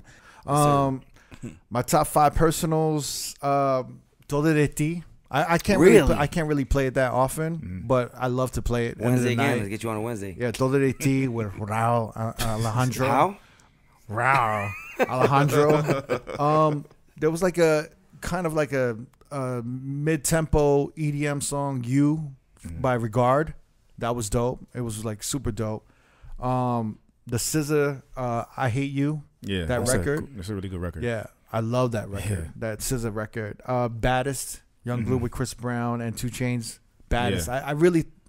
That's probably which one? Baddest. Baddest, Young Blue and Chris Brown. Oh, I think it said 2 Chainz. He's on it. I didn't know 2 Chainz is on it. Yeah. Oh, okay. Yeah, I mean, I feel like that's one of the top 5 R&B songs of the year. You know what? I feel like it came out too close to Go Crazy, because it kind of sounds similar, and Go Crazy is still kind of popping. No, I mean, Go Crazy was last year. I know, but I'm saying, but still, that's still popular. And Baddest, the same. It's kind of the same vibe. I think so. I mean, it's the same vibe, but it's like I know it's almost a year later. I know, yeah. Like they dropped but I it. think Go Crazy later. Is still fucking huge. I think the sounds just changed. Honestly, like I don't know, like, but I feel like a lot of motherfuckers weren't making up tempo R&B. Yeah. Or like danceable R&B this year. What is that sample at the beginning of that song? You're always on my mind. You're always on my mind. SWV. Yeah, SWV. That was driving me crazy for like the last few months. I could not think of that sample. I know. You guys really love R&B. Did you have fun at the R&B party that I did that one time at House of Blues? Yeah, that was dope. Okay. That was a lot of fun. I hope I didn't burn you. I played a little bit. My R&B is not too strong, so. No, you didn't burn me at all. Right. Yeah. No, but I honestly think songs like The Baddest, like even the Chosen by Blast. Yes, like those are great record. Those records, like people want those records. It's not, and it's crazy because they may not have hit years ago because they're like a little more mellow, but they hit. Like Chosen hits in the club. Yeah, Baddest hits in the club. Like even when I still play when I still play No Guidance, it just hits. Like I could play that at any time. It hits. For sure. Yeah, Kaylin for real. Is it for real? Yeah. I always wondered what that for. I just say for real. He's bubbling heavy. He's dope, bro. I opened up for Matt Bloom. Yeah, and I didn't think he had any fans. I'm like, oh, people are gonna come after it. Boom. No, he's got a. It's crazy how on the West Coast, bro. Just because they don't have a hit record on the radio or anything, it's crazy how much like they're following. Yeah. Well, yeah, and then the last one it came out last year. It's kind of old, but it's Thames, Free Mind. Yeah, I feel like that's Thames. That's like an anthem right now, especially for a lot of women. She's dope. Yeah, Free Mind is just like a fucking. It's an amazing song. Yeah. It's like. Does she remind you of Coffee in a way? I mean, it's a completely different voice. Okay, but her voice it's weird because if you hear Thames' voice, at certain times you think it's a guy. You know, I thought it was. On Essence, I didn't realize that was her. I thought it was a guy at first. But it's such a unique voice. Yeah. You know what I'm saying? She's going to fucking blow up. I feel like she's right at the cusp. Yeah, so let's do top 5 artists of 2021, guys. Let's go. Never. Yes. Bad Bunny. Bad Bunny. You're number one streamed artist in the world, by the way. It is, man. Yeah. Number one streamed artist. Definitely. Lil Nas X. He had a good year. I'm not the biggest fan. I was going to ask you, is this personal or is it like kind of like you're going off? I mean, like, not personal. You're just going just off like the like, music-wise. It's just like, it's cool, but I'm not like a huge fan, but he's definitely a big artist. Doja Cat. Yeah. She's like, that's another one. When she first came out, I wasn't a fan of hers at all. Really? But recently, like the past 2 years, yeah, she's just been coming out with hits like back to back. I feel like she's like the biggest pop star right now, female. I think there was a couple episodes back. I was telling you Doja Cat's gonna be the next Beyonce, Rihanna. Yeah, she's 100% the only one from this new generation that's built like that. Yeah, I noticed her Day in Vegas performance was very she went by like a pop star. Like she did like a lot of sequences versus just like, all right, next song, next. Like she knew like it was like more of a pop. Like she has a vision. Number one, every time you see her, like every feature she's been on, she kills it. There hasn't been one feature she hasn't killed. Like she was on so many fucking features too. Yeah, like Best Friend. She was on the Ariana Grande remix 35. Yeah, 34, 35 with Meg Thee Stallion. She was on the Weeknd song, the French Montana song, Lil Nas X. Like it goes on. Young Thug, and every time you see her perform live, she kills it. Yeah. And every time you see her, even when she makes an appearance, whatever she's wearing is crazy. It looks dope. Like she's just a nonstop like showstopper. Yeah. And even when I think she was in Dave, right? She was in an episode. Yeah, of that Dave. was a good episode. Yeah, that was dope. She killed it on that. Like, and she makes it look easy, and she looks like she's just having fun, and like she doesn't really give a fuck. Yeah. And it's not. That's really hard to do because nowadays when you see artists, they all look nervous. They all like all of their nerves get the best of them. All of the anxiety gets the best of them. Yeah. And she's the only one built like she's ready for this shit. Like she's ready to blow the fuck up. Yeah. You know what I'm saying? While every other artist, they make fucking excuses like, oh, I have anxiety or I have, or blase blah, blase blah.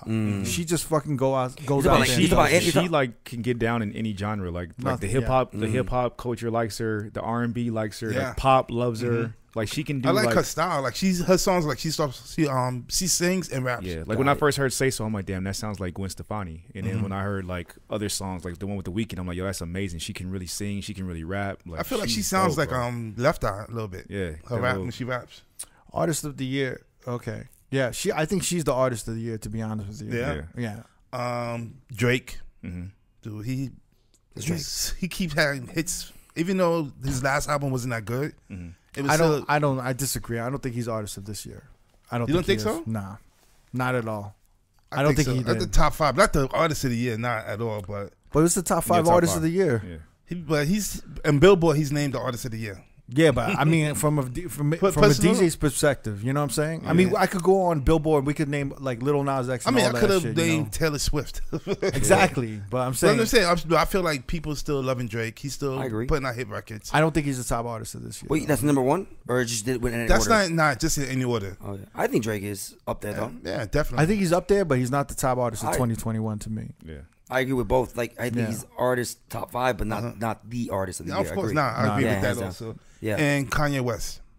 Yes. Yeah. And Kanye's had a big comeback. I didn't think he would come back. What are you talking about? What? I just don't agree. I don't Why? agree. Kanye? I don't agree. Are you kidding me?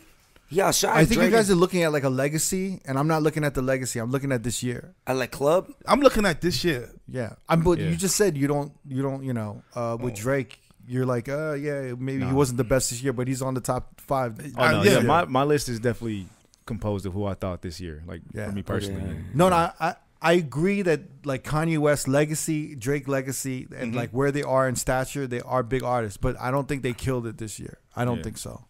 I don't think on the personal level you talking about. Gotcha. Right? On my personal level, yeah. I even think as an artist, like I think Donda was good. I thought what he did throughout the year was kind of a hot mess. You know what I'm saying? Yeah. And I thought what he did with his album, there were pockets of certain good songs. And I think there were songs that I was like, what is he doing? Yeah. Do you know what I'm saying? And I think he's a little delusional. He's always been like that. Well, but that's personal though. But that's what I'm saying. Artistry though. Yeah, but I'm saying even in the album, it's a little unfocused. Oh, like you're naming this album after your mother, and then there's a bunch of songs that don't really don't go into that. But that was the same thing with Life of Pablo. It was kind of a mess, but it was a good album. Yeah, but it was called Life of Pablo. It was just like.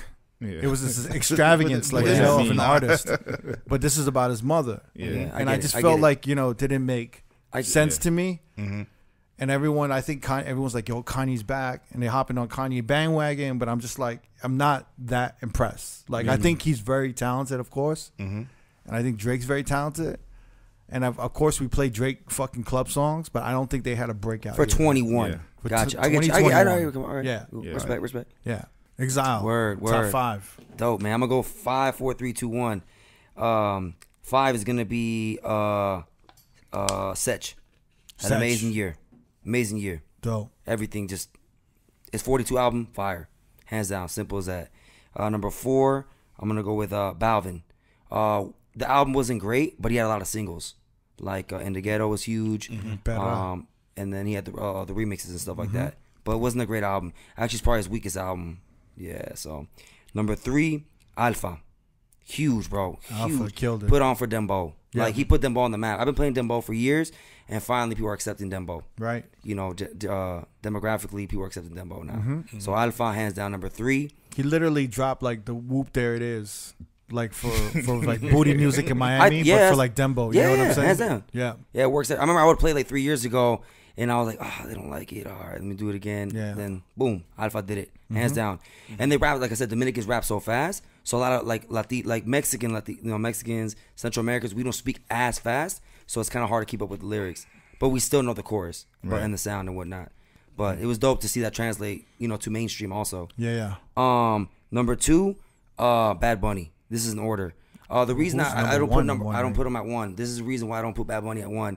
He didn't have an album this year, and he had like 3 singles. Bad Bunny focused more, I think, on his on wrestling. He was on WWE, WWF. Yes, WWE. He was on Narcos. He focused on the festival. More of his personal, I think he branded himself more. He didn't drop a lot of music this year. But he dropped so much music last year. Yeah, 2020 was the year for. That's why it was so hard to create these lists, because 2020 was Latin music was the most. Música urbana, reggaeton was the most charted or stream music of 2020, hands down. And actually, 3 of the artists out of the top 5 were all Latin artists: Balvin, Bunny, and who was the third? I forgot who the third person was, but the 3 out of the 5 were all Latin artists. But back to Bad Bunny, he dropped so much music last year that it carried over this year. I think he focused more on his his brand. Yeah, he was on fucking wrestling, Narcos, fucking doing Corona commercials. Yeah, with Snoop. He just had Pe fucking R, which is he has his own festival. I think he's big. I always said it. He's too big to headline anything anymore except his own concerts or own festivals. He threw a $10 million festival, so he headlined his own festival and brought all the Puerto Rican artists out. It was huge, bro. It was bigger than Kanye and Drake. It was huge, bro. It just happened last week. Wow. Fucking dope. Crazy. But I don't put him at number 1 because, like I said, music-wise. Number 1, Farruko. Because the album, he had the album of the year, hands down. With Pepas, I think crossing over is huge for Latin artists. Like Mi Gente was a huge crossover, Taki Taki. Right. It's very hard to cross over sometimes. And for Pepas, like you guys were mentioning, that just, proved me more right. Not me, for but sure. Proved it more right that Pepas is such a big, or he had such a good album. I mean, it's you got 2 artists on your list that are introducing a new genre to the top 40 market, right? Huaracha, and Dembo. Yeah. So it's big. So yeah. And also what's dope about Farruko, he included all his production team. He stayed away from PR, Puerto Rico, and he went more the Panamanian, Colombia. He got I met a lot of his producers at Baja Beach Fest. They're all Panamanian, Colombia. They're all from all parts of the world. I mean, all parts of the world and Latin America. He wanted to create a different sound, and he has 5 or 6 hits out of his catalog. So he's number 1, hands down this year, with the biggest record of the year. Yeah, I agree. Yeah. I agree. Yes, sir. Top 5 artists for me. I mean, Doja Cat, hands down. In order or just whatever? There's no order. Okay. Doja Cat, hands down. I think she's just solidified this year that she is going to be one of the greats. Absolutely. Like Beyonce, Rihanna. She's going to be at the top. I think she might even, if she keeps going, she might surpass them. Yeah. I don't know about that. Shit. I don't know about Beyonce, bro. That's 20 years, bro. Yeah, maybe. Rihanna, yeah, but not Beyonce, bro. That's 20 years of legacy. That's a 20-year legacy. I mean, we can go into the conversation of catalog of Beyonce. Do you know what I'm saying? Mm-hmm. And then we could go to the Rihanna aspect of performance, right? Because Rihanna's catalog is ill. Yeah. But her performance is And then Beyonce's catalog is right? There's some huge mega hits on there. But on the scale of how much she's put out, there's not that many super uber hits. Yeah. But her live performance is crazy. And the only reason why I say Doja Cat to me is different because she has the performance, she's writing, she's rapping, she's like a true hip hop head. Yeah. So she can bounce around and for me I think she might surpass them. Okay. Because she's built like that. Yeah. And she hasn't really had. But it's only been a year though. That's what I'm saying, and I feel like I'm not she's really talking killing. maybe 2 years. All right, because she was popping. I think last year. I think she's almost there. Yeah, make sure the Beehive doesn't hear this. Man. You'll get fucking canceled. Juicy came out 2019.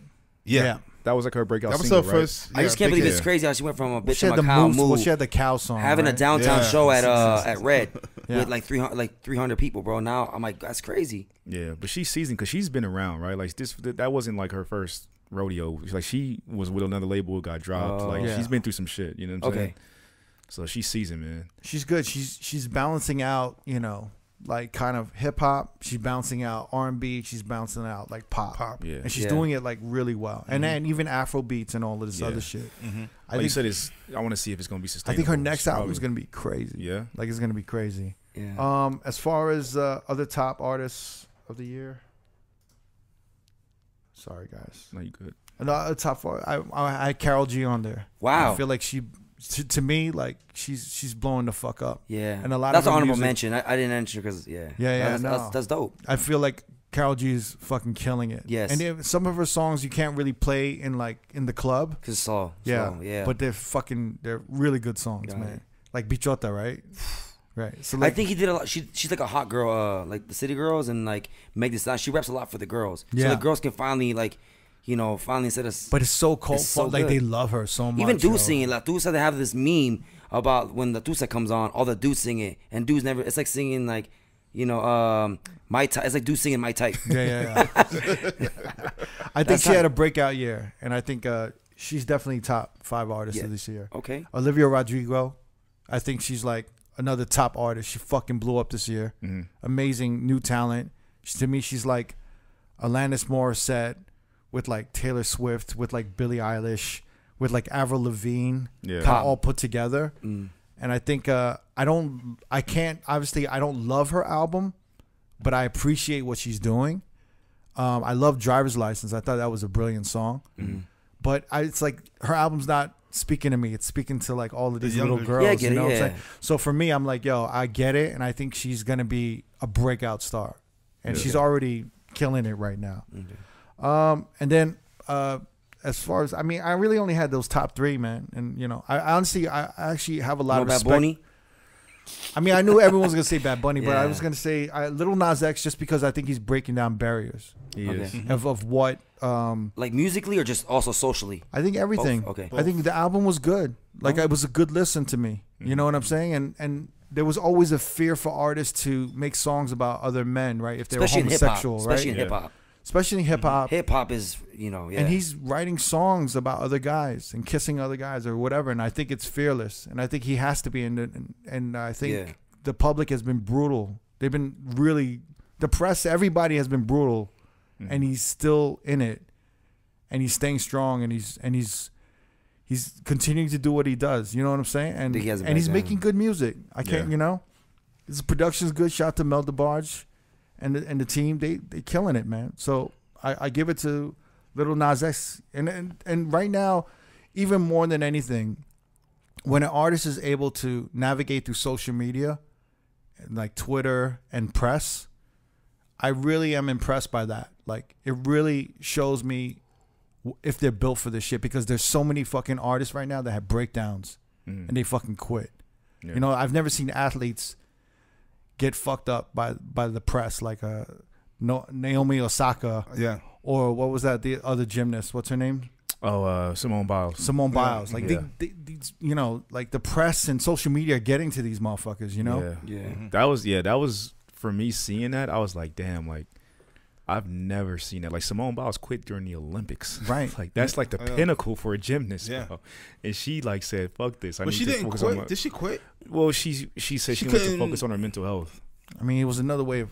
Yeah. It's like, not to be hard on her. It's another way of quitting. Yeah. But that's, you know what I'm saying? A whole nother, you're right. But it's harder than the 90s, right? Like, you think MJ could survive this not MJ, but like these athletes in the 90s? MJ got fucking torn the fuck up too, man. Yeah. A lot of these artists got torn the fuck up. I think it's hard. But they didn't hear it because you can avoid the news and avoid TV. You can just turn it off. Now it's harder because I think here's the problem with some of these people, like some of these celebrities, right? Is that they're making money and they're blowing up off of social media. So they're close to social media.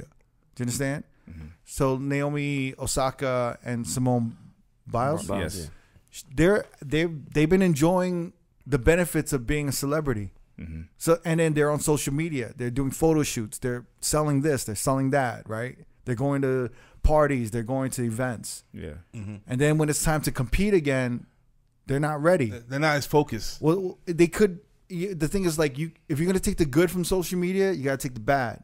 But but when it's time to go, if you're a tennis player and you're an athlete, it's time to go. Mm-hmm. But I feel like now they see themselves as just celebrities. Right. Really? You know what I'm saying? And that's scary. Do you understand what I mean? Right? No, it is, because we haven't seen it on like a professional level like NBA or NFL, but I couldn't imagine LeBron just saying I'm not playing tonight, like, because I got social media anxiety.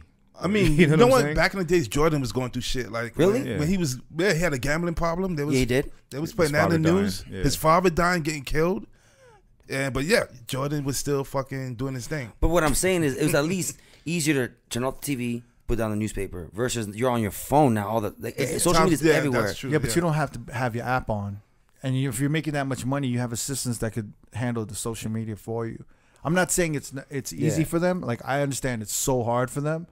But I feel like when you're an athlete, like, your priority has to be being an athlete. Yeah. Right. You know, but I think if you're reaping the benefits from social media and the press, you can't you gotta deal with it. You can't hate on the press afterwards and be like, yeah, I can't deal with y'all. But like, yeah, I mean, because she you know what I'm saying? Like, Osaka's like one of the faces of Louis Vuitton now. Yeah, Oh, but that's what I'm saying is that she's you know, like, she's kind of celebrity. She's eating her cake, and you know, it's like she's enjoying it all. And then when we expect her to perform, like when the U.S. or Japan or whoever in the Olympics expect her to perform, or if she's like, I'm not doing any press or whatever, I just think it's kind of like, it's disappointing for me, man. Right. And I understand that it's hard right now, but it's just like, I want to see these motherfuckers like with thicker skin and just be like, yo, fuck that. I'm going to just do my shit, you know? Right. Yeah. And that's what I like about Lil Nas X. And that's what I love about Doja Cat. You know, They're just pushing forward. They just push forward. They're like, yo, I'm not letting these motherfuckers, you know, I'm not letting them, I'm not going to show motherfuckers that they getting to me. Yeah. You know what I'm saying? Like I think Dave Chappelle again. Exactly, man. I think they got to stick to their guns a little bit and just go out there and then, you know what I'm saying? And then prove these motherfuckers wrong on the court or whatever the fuck they're doing on the mats. Because realistically, it could have happened to Doja Cat. Remember when she was going through that shit last year? With the racist thing? Yeah. She could have shut down. Yeah. But she like just said, fuck y'all, I'm just going to keep putting out great music. And, you can't do it. Yeah. You know what I mean? And people were trying to cancel with like Say So. They were trying to hate on it. Black Twitter's still trying to shit on her, but she's fucking, she's doing her thing. Going. But that's the thing is that it really is like, if you're allowing social media to like dictate your career or have it affect your career, then it will. But if you don't, then you know what I'm saying? It really can't. Especially if you're making good shit. Like, it doesn't really fucking matter. Yeah. You know, there was a time when motherfuckers wanted to cancel R.O.A.D podcast last year. Yeah. And we just kept, like, it was, I can't lie and say it didn't fuck with me. You know, and maybe be like, yo, like, some of the DJ community hates us. Like, maybe we should fucking hop out. Maybe we should dead it. And I was just like, nah, like, I'm just going to keep going. And like, what was the core that you told yourself, at least, nah, I'm going to keep going? What was the core? Well, the thing is, like, everyone, it was about the Joe Maz episode. I get it. Right? I'm saying, what did you tell yourself, though? Like, no, like, I mean, I think what it came down to is that I don't think we did anything wrong. Yeah. And I respect everyone's opinion, but they don't dictate like when this podcast is over. Right.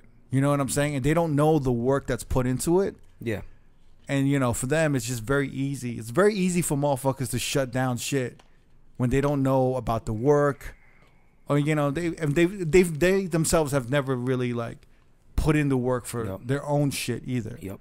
So of course they want to tear other motherfuckers down, but I don't think it's that deep. But I just think, for me, it was just like, like, I don't think what we did was wrong. You know what I'm saying? I think we were on the side of good. Yeah. And I think in the end, it's like in real life, to me, it's like if you came to have a conversation with me or Neva or D or whatever, you would know like we're actually good motherfuckers. Like, we're good people. Like you said earlier, like, you meet motherfuckers in person, like, oh, this guy's not big of an asshole. He's just that's the front from social media. And there's mad motherfuckers that I love and I'm cool with, and they fucking annoy me on social media. But I get it, like me.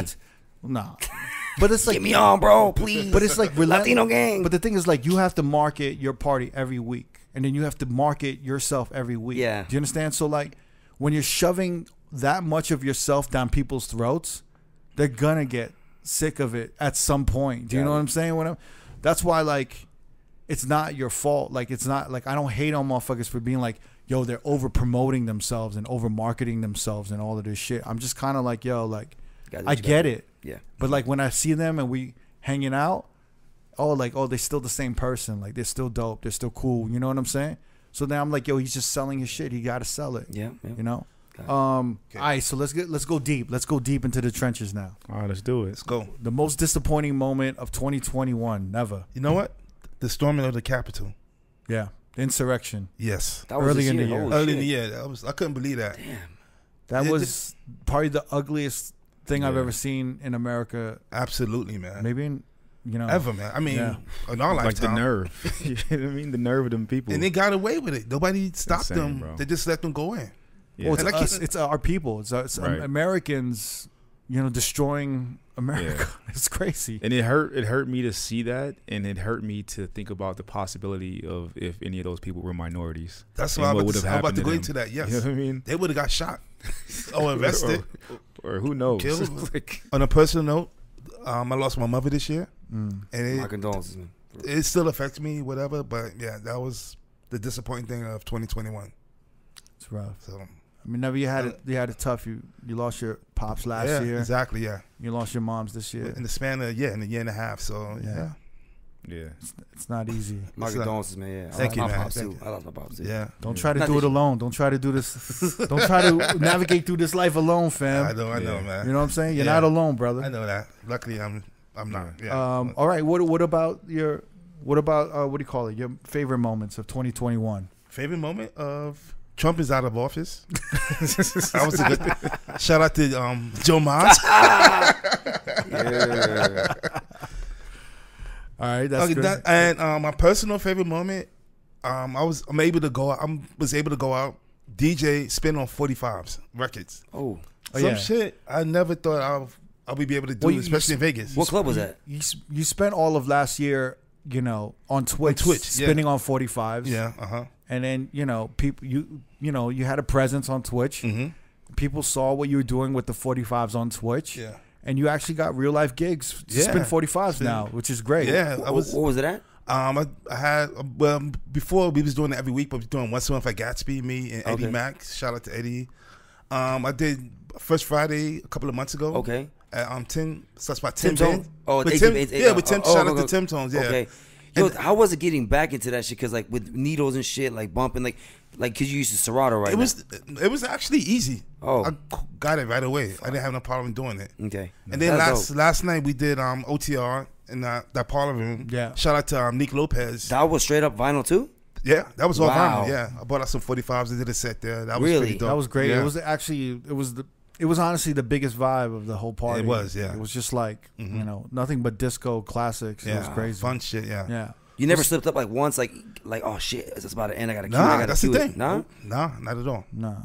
That's dope. Yeah, man. Hell yeah. So yeah. And no bass, like the bass didn't bump the fucking needles and. Nah, it sounded good. Sounded clear. Yeah. Wow.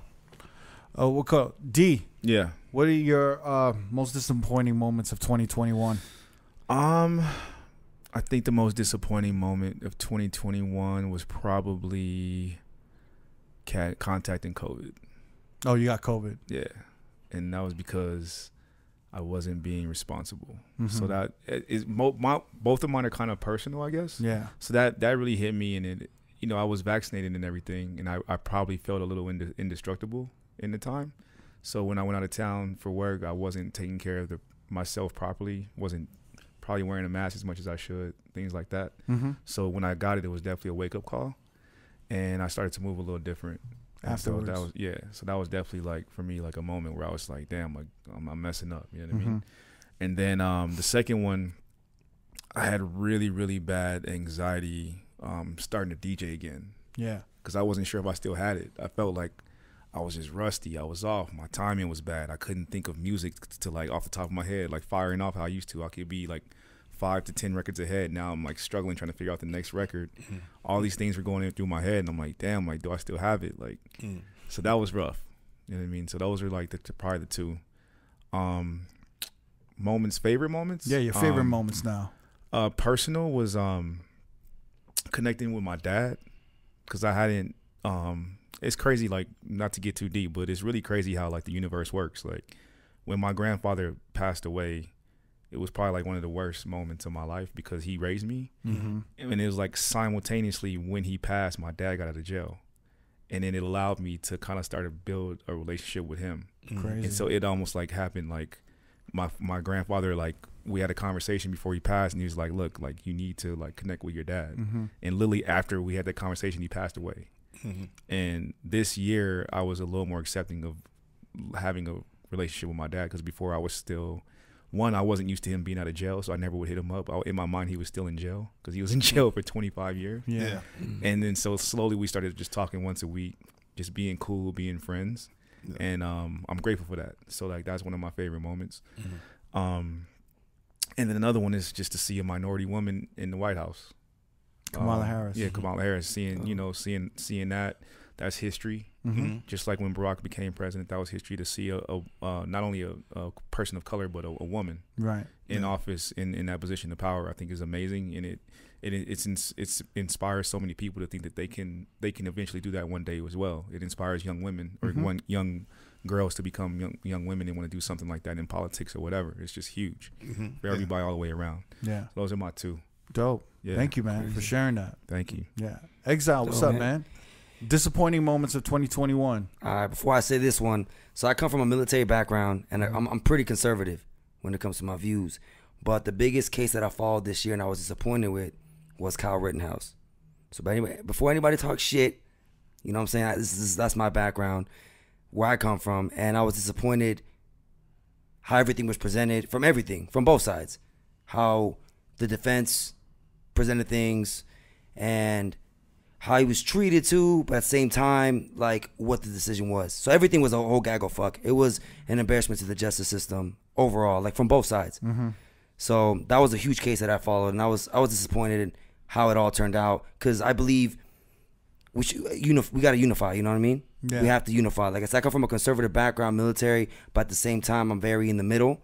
We got to unite. You know, so I followed that case, but it was disappointing how nasty it was on both sides. You know what I mean? Yeah. Like, you know. So, what was there any other personal disappointing or? Death in the family. Yeah. So, sorry, man. Yeah. So, oh man. Well, I mean, on a lighter note, what was your favorite moments of 2021? So this year I got to play 2 festivals. Yeah. I got to play at Baja Beach Fest, which is one of the biggest Latin festivals. Huge, yeah. Yeah, huge. Crazy. 3-day festival. I got to play on Sunday. How many people were there? So it was only one stage. So it's not as big as EDC or anything. It was one stage, about 35 to 45,000. Crazy. Yeah. And it was in Rosarito. Yeah. So next to TJ. Yeah. So that was dope. I was in the lineup. I got like my name's is big. I'm making a reference right now. Small. Doesn't matter. It was on there though. Dope, man. It was on there. It was dope. So that was really dope. And then another one was EDC. I got to play two different stages at EDC Latin. That's dope. And I didn't think it was gonna work. I was like, no one's gonna listen to this shit, bro. They're gonna walk away, and it fucking worked. And I got to do the lineup, so I got to pick like local. They wanted to focus on local talent, with Latin artists or Latin DJs, and I got to make the schedule, and everyone stayed, and it was fucking dope. That's dope, man. Yeah, I didn't think it was gonna work. I was gonna listen to this shit. So we were at the Silent Disco and the Forest Art Car, and they were both packed. Amazing. It was dope, man. That's good shit, man. And no, I noticed about the EDM. I know you said in prior episodes you feel like a whore sometimes as a DJ. Yeah. Like in the EDM world, I noticed that they praise the fucking DJ. They look at you and they really listen to your set. They praise you versus like a club DJ where like they want requests. Oh, I want to play my shit. Oh, I'm a bottle spender. They go for the fucking DJ. I learned that. That was fucking dope. Like what's your Instagram? I was like, bro, I'm just playing hits. Like relax. Like to me, I'm so used to the club. Like, bro, I'm not doing anything special, bro. Well, they see the DJ as like an artist. Yeah, right? They really do. Yeah. So I got to play as a day because I played 3 days there. I got to play more remixes and started getting more comfortable. That's dope. Because they look at you and it's like, oh fuck, are they looking at me because I suck, or like I said, and I got booed by Jenny 6ix9ine. That story I told at the Christmas party. I never gotten booed, but that's how extreme it is. They really love you, or like, yo, this is whack. I'm out. Yeah. That's funny though that happened. All right, so Jamie, I want to hear this. What was your most disappointing moment of 2021? Current event wise, Vicente Fernandez dying. Oh yeah, rest in that peace. Shit hurt, bro. You know what I mean, bro? I've been playing that motherfucker's music across the board through streaming, even at live events. Yeah, that shit sucked. I knew it was coming, not as quick as it did came. Pause, but it was in the horizon because there's been scares of him dying for the past couple of years. That one was it. And then on a personal level, did you have one for personal? Oh yeah. How bad I let my health get mentally and physically. Like how bad I let that shit just get out of hand. Should have got a grasp on it earlier, but I didn't, and disappointed about that. But not being so hard on myself and try to get back on the wagon for next year. Yeah. So it's not the end of the world. It's not the end of the world. Everyone kind of falls off. Just gotta get back on track. Yeah, but mentally and physically, and then the mental part has been a big thing for me to pay attention to recently. Because if that's not correct, nothing else is correct. Yeah. Amen. So, all right. So, favorite moments of 2021. Jamie, what's good? Favorite moments. Oh, Kanye and Drake linking back up. Okay. Yeah. I couldn't come up with a better one that I was like, it'll be kind of like shake up the room a little bit, but it did. I'm actually happy those two are kind of back cool. See what great music that can happen. Yeah. And then, I really hope they come up with some great shit, great music together because, I'm not mad at that. I just think, you think it's real? You think they're actually really cool? To a certain degree. Maybe. I don't think they're going to be boys. I think it's a love-hate relationship. Yeah. I think it's a Kanye, sibling rivalry. Kanye, Jay-Z competitive shit. Mm-hmm. Even them two butted heads at a point, right? So I think and then when they came together and they did Watch the Throne, great too. I mean, Drake has his little tips for people, like Chris Brown, Tory Lanez, but when they get together, they make some great music. Maybe if it's fake, fuck it, whatever it is, what it is. But they look happy. They look happy together. Yeah, they perform. They look happier than Kim Kardashian. I feel like you guys are mistaking happiness for like they were relieved that they weren't gonna die because they were like all the fucking gangsters in hip hop behind the scenes forced them to do this concert. No, yeah. For Larry Hoover, yeah. I mean, Jay Prince, they were doing that concert like because they were trying, like they were being forced to do that shit. Extorted? No, Yeah. Just getting extorted. The best part of that whole concert, they didn't talk once about Larry Hoover. Well, that lady came on in the beginning talking about Larry Hoover, but yeah, they should have said free Larry Hoover. Yeah, you would think that. But that was like that. Larry Hoover started like the Disciples and everything right there in Chicago. He started the gangs in Chicago. Yeah. He's the voice. The GDs, what is it? Yeah, the GDs. God's Disciples. Yeah. He started all that shit. How the fuck did you know that? Even out watching the FX like Hip Hop Uncovered. All the gangsters, like all these gangsters behind the scenes, like making moves and like influencing these rappers. Like it's crazy that you have like all these like little kids like buying merch that's like free Larry Hoover, yo. They don't even know. Man. You know what I'm saying? $150. See how much that merch was? And there's these gangsters behind the scenes like forcing Drake and Kanye to come together for that shit. I heard it was Balenciaga. I think Balenciaga is the one sponsored. Yeah, they were doing the merch for that. T-shirts were 100, hoodies were 200. Oh my God. Yeah. So you really think it was about free Larry Hoover though? Yeah, but I think it's like I don't think Drake and Kanye were like, let's get together and like free Larry Hoover. I think all of these gangsters like fucking forced them to do that shit. I think it was a cash grab. Maybe it was. But it was a cool moment. I mean, for free Larry Hoover, I think they're trying to get that motherfucker out. Yeah. And then he's been locked up since like the 70s, right? Yeah, 80s. I think 80s. Yeah. But what is the angle to freeing him? Is it just to free him? Supposedly he has a hold on Chicago. Gang life. Yeah, but something's fucked up with the court or whatever Judicial system. Something was fucked up with his case, I think. Right? Yeah, it was. Yeah, something like that. All right. Yeah.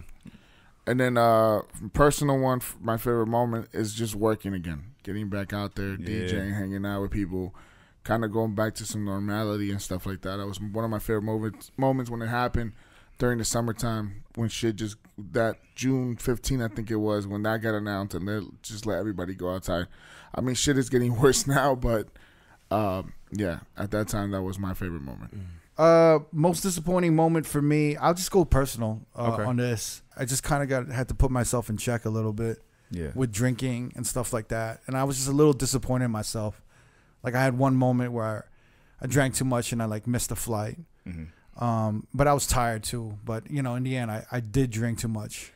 And, I think I'm kind of figuring out exactly what my relationship is with drinking while I work and just how to make it a little bit less like abusive and self-destructive to my career and my health. And in a perfect world, I would love to not drink while I DJ. But I just feel like, you're in a different zone when you drink. So Yeah. I think I got to try to find a control. I never really had an issue like that before. Can you DJ sober or completely 100% sober? I could When's DJ the last time you sober. did it? I could DJ sober. I've done it many times. Okay. The only thing is like when you do long hours, I lose steam like maybe after the first 2 hours. Okay. You know what I'm saying? But also it's like I don't connect with the crowd as much. Got it. It's very mathematical. It's very strategic when I'm sober. And then when you drink it, you feel more eye to eye and you take more chances. Like a lot of the mixes that I built over the past years of my career was probably when I was, drinking tipsy and, your mind is just working and it's effortless. It's like, oh, I play this song. Oh, shit. Let me play this song. I never thought of that. And you just do it. Because you're vibing more. You're on their level. You're eye to eye with the crowd. Yes. When you're sober, you can almost hate the crowd. Because no one likes hanging out with. It sucks when you're sober and you're hanging out with drunk people, right? Yeah, it's the same thing when you're DJing. You feel annoyed, for them, right? Yeah, you want to get out of there fast. Oh, like you don't like this song, but you every like that request song. bothers you. Yeah, you just get like hypersensitive when you're sober sometimes, man. But anyway, like I was disappointed in myself that, that I kind of fucked up like that. Yeah. So that was my disappointment for 2021. I guess my favorite moments of 2021. On a personal level, I think I just seeing my moms. Like I haven't seen my moms in a year. So going to New York, seeing my friends in person, having Thanksgiving with my childhood homie, Philippe, and with my moms, it was just like it was emotional. Like I never thought I would see them because it was just such a long time that we were away. But that was my favorite moment. It made me realize what was important. Yeah, you know what I'm saying, and besides career and money and all of this shit, like it made me realize that family and people and the ones around you is really the most important thing. Yeah. Because I could have literally nothing, but if I'm around everyone I love, I will not feel like empty. Yeah. You know what I'm saying? Like even if I was broke or whatever, if I'm around my moms and my friends and everything, like I would still feel like content and fulfilled in my life. Gotcha. Outside of money and all of that shit. Yeah. But yeah, so like let's go. We don't want to get too deep, so like let's go through the most, the most valuable lesson you learned in 2021. Never. What I learned is, oh man, I had it written down here, but my laptop died out on me.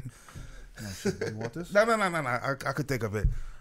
The most valuable lesson I learned in 2021, like after losing my mother and my father, to appreciate the family members you have with you right now. Even though it's like sometimes you argue, you disagree, whatever, you got to appreciate that person because if something happened to them, you're going to be hurt and it's going to be like, damn, I shouldn't have been fighting over some dumb shit. Some petty ass shit. Yeah. So I've learned that in 2021. Like taking out the garbage or something? Exactly. To appreciate your family members because they might pass away. Nah, for real, you never know, man. It's like a family member dies, then you just fucking it's real, fuck you up, man. It's real. Yeah, I'm serious, man. It's real shit. No, I agree with you, man. Mm-hmm. I agree. Okay. D, what's up? I think most important lesson I've learned is to how to reassess how I react when I feel disrespected. Yeah, you're pretty chill though, man. Yeah, but when I feel like I honestly, that was a quote from Nipsey. He said it on a song with Mustard. He was like, "Yo, I gotta like change how I react when I feel disrespected." I remember I was in the shower one day and I was like, "Damn, like I need to do that because I'm really chill." But then when I feel disrespected, I turn into somebody else, and it's not someone I like. And sometimes it gets me in trouble. You know what I mean? Like with like whoever, people I care about, people that don't even know me, that might be their first impression of me. It doesn't happen often. But I feel like, I'm the type of person that I take things very personal and I take things very literal. And so, like, if I feel disrespected in any kind of way, it may not even be that person's fault, but it sits with me. And then I take it home and I sleep on it. And it's, like, still in my heart. You know what I mean? And it just, like, it carries over to my next day and how I start my day. And, like, I just don't like that. So, like, I've been really working on not taking things so personal and just being better at understanding that people, sometimes someone's delivery just might be, that's just how they talk, or I have to understand that it's not personal. It might just be they're trying to get their point across in a certain way, and I have to reassess how I handle that, and I'm a work in progress with it. So yeah, that's my thing. That's good. I mean, you can't control people, but you can't control your reaction. And that's the main thing. Yeah. Exile. It's not easy, bro. I need that shit, bro. Exile, biggest lesson of 2021. It's like a 2-part, but my thing is, shout out to my boy Handsome Hands, who kind of put me on. I started this Altura company. Was like, bro, you can do it on your own. I didn't think I could do it on my own. But in business that I've learned, as you know, you're an entrepreneur too, you have your own business, is one of the best quotes is, don't be heartless in business, but use your heart less. So meaning like, I can't put everybody on. I can't, if it doesn't make sense business-wise, I'm not going to do it. You know what I mean? And it's not that I'm being a dick or whatnot, but that's how you're going to grow. You know, you can't do favors for everybody. You're not going to please everybody. So that's one of the biggest lessons I learned in entrepreneurship, starting with this brand, with DJs trying to, you know, get put on, or like with your partners, you know, you can't take things personal. So use your heart less. Like, this is just business, bro. It's not personal. Yeah. Just because you said something doesn't mean you're stupid. They just don't agree with you with your idea and whatnot. And number 2 was like, shout out to my wife on this one, was that I don't know if it's in the hip hop world or in the open format world. I'm on the Latin side. A lot of Latin DJs, we do a lot of things for clout. There's a lot of clout out there. I think I stayed away from clout. Like, I'm like, oh, this DJ's popping, I'm not. Oh, this DJ's doing this, oh, I'm not. And the more you focus on your own road, as cliche as that sounds, you do a better job. So just I'm gonna focus on Altura. That's why I was telling Crooked and, you know, that text, I was like, hey man, thanks for reuniting with DJs. I haven't talked to DJs in a long time or been in rooms because I'm so fucking focused on Altura, and what I'm doing, I've only focused on business. And honestly, I watch other people's shit. I'm like, oh, well, I gotta make this now. I gotta just staying away from clout. So not just for clout, you know. Yeah. Get your bag. Clout is not gonna pay your bills. I mean, I think it's tough because social media is such a big part of business, you know, and I think sometimes we gauge, you know, the traction from social media to success. Yeah. And I think it's like, as I get older, I'm noticing the real success to me is like not depending on social media to make a living. I think that's true freedom. And I think it's like, that's one of my major goals, is to like literally not be on social media, but make a good living and not be like reliant on that as my marketing. You know what I'm saying? Yeah. I mean, I know you got to do it, but I think it's like, it can be overwhelming because it's like, you got to do like, oh, we're going to do a YouTube video. We're going to do like Twitter. We're going to do like Facebook. We got to do photo shoot, IG Live. We have to do Twitch. We have to do streaming. We have to do, and then you got to DJ in real life. And it's just like all of these things, and it's just nonstop. Yeah. And sometimes I think you got to just take a break and be like, I don't have to put out content every day or every week, like, and just slam it on motherfuckers' heads. Yeah. You know what I'm saying? But yeah, it's tough, man. It could be really tough. Yeah. The most valuable lesson you've learned in 2021? Honestly, living in the moment. I keep thinking about the past. I keep thinking about the future. Stress about shit that I can't control. So just understanding the people that I'm with in front of me and in the room, and just enjoying that, because took that a lot for granted, even for work. And then when the pandemic hit, like, you just go into your house and do nothing basically. So now that we got out and we got, you know, a little, you know, breath of fresh air and shit, it was I tongue tied, dickhead. But I felt good, you know, to be around people. Even like our Christmas party, like, it wasn't the biggest thing in the world, but it was definitely the most, I don't know, like, intimate moment of just hanging out with cool friends, the industry people, the DJs and stuff, just listening to one another and getting to see, like, I didn't see this motherfucker in 6 months, and then I get to see him for our Christmas party. We hang out, we talk shit, and we catch up. But it was one of those things where you just living in the moment and stop worrying about what happened yesterday or what's going to happen tomorrow, because we might not get to see that. And thinking and stressing about those times, we don't get to live and enjoy the time that we're in the present. Yeah, it's weird. Like, at the Christmas party, a lot of people texted me later after and just like, yo, I needed this. I needed to, like, get out. I needed to, like, see everyone again.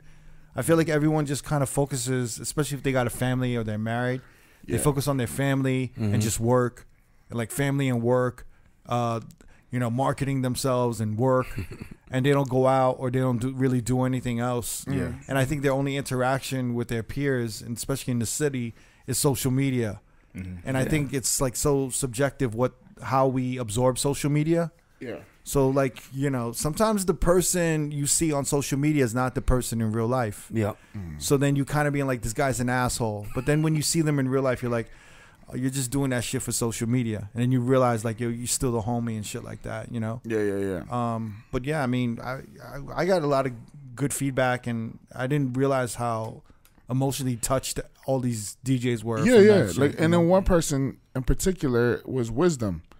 You know, he's been going through these things with his daughter about her getting cancer and stuff like that.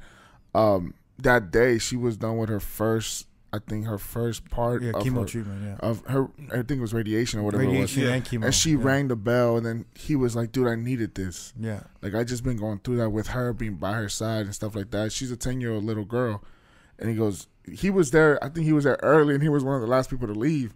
And then even seeing him at the Mac Agency Christmas party, he was just happy to be around people. Yeah. And it's a lot. That's what made me understand, like, okay, live in the moment. You know what I mean? Like, don't take shit for granted anymore. Okay. But that was it, man. Amen to that, man. It's dope, man. Biggest lesson of 2021 for me, I'm going to keep it short. I think as I'm getting older, I think moving forward into the future, I'm going to try to only work with people that I like, and I, you know what I'm saying? Yeah. Where I'm not forcing to interact with people that I do not like, for business reasons. Yeah. So I'm at a point where I can take an L, or I could, you know, turn certain things down because I may not like the people who are involved. Yeah. Do you think because you have leverage now? Like, I don't need to do this. I don't know if it's leverage. I think it's just kind of like a more of I don't have, like, I think in your 20s and 30s you want to, you know, 20s you want to get put on. Yeah. And in your 30s you want to make money.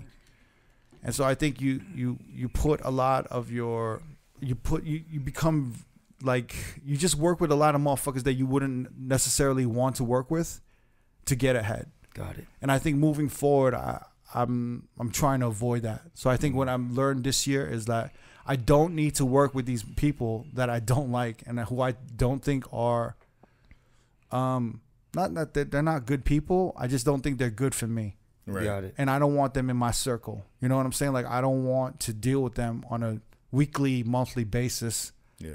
And I take an L financially to just work with people that I actually look up to and admire, and you know what I'm saying? Yep. So I think that's the lesson I've learned in 2021. And yeah. But Very well said. Guys, thank you so much. Yeah. It was a good episode. Nah, thank you, I enjoyed it, man. Exile, appreciate you coming through. You guys having me on, coming for through, real. man. For real, Thank you. Wrapping up 2021 with all y'all. Yeah. Much love. Merry Christmas, Exactly. Happy New Year's to everyone. Happy Kwanzaa, New Hanukkah, you got shout out everybody. All that good, all that good shit. And we'll see you on the flip side. Peace. Peace. If you want to watch more episodes from R.O.A.D Podcast, click either links on the left or the right. Don't forget to subscribe to our YouTube page and get updated on new uploads throughout the week. Peace.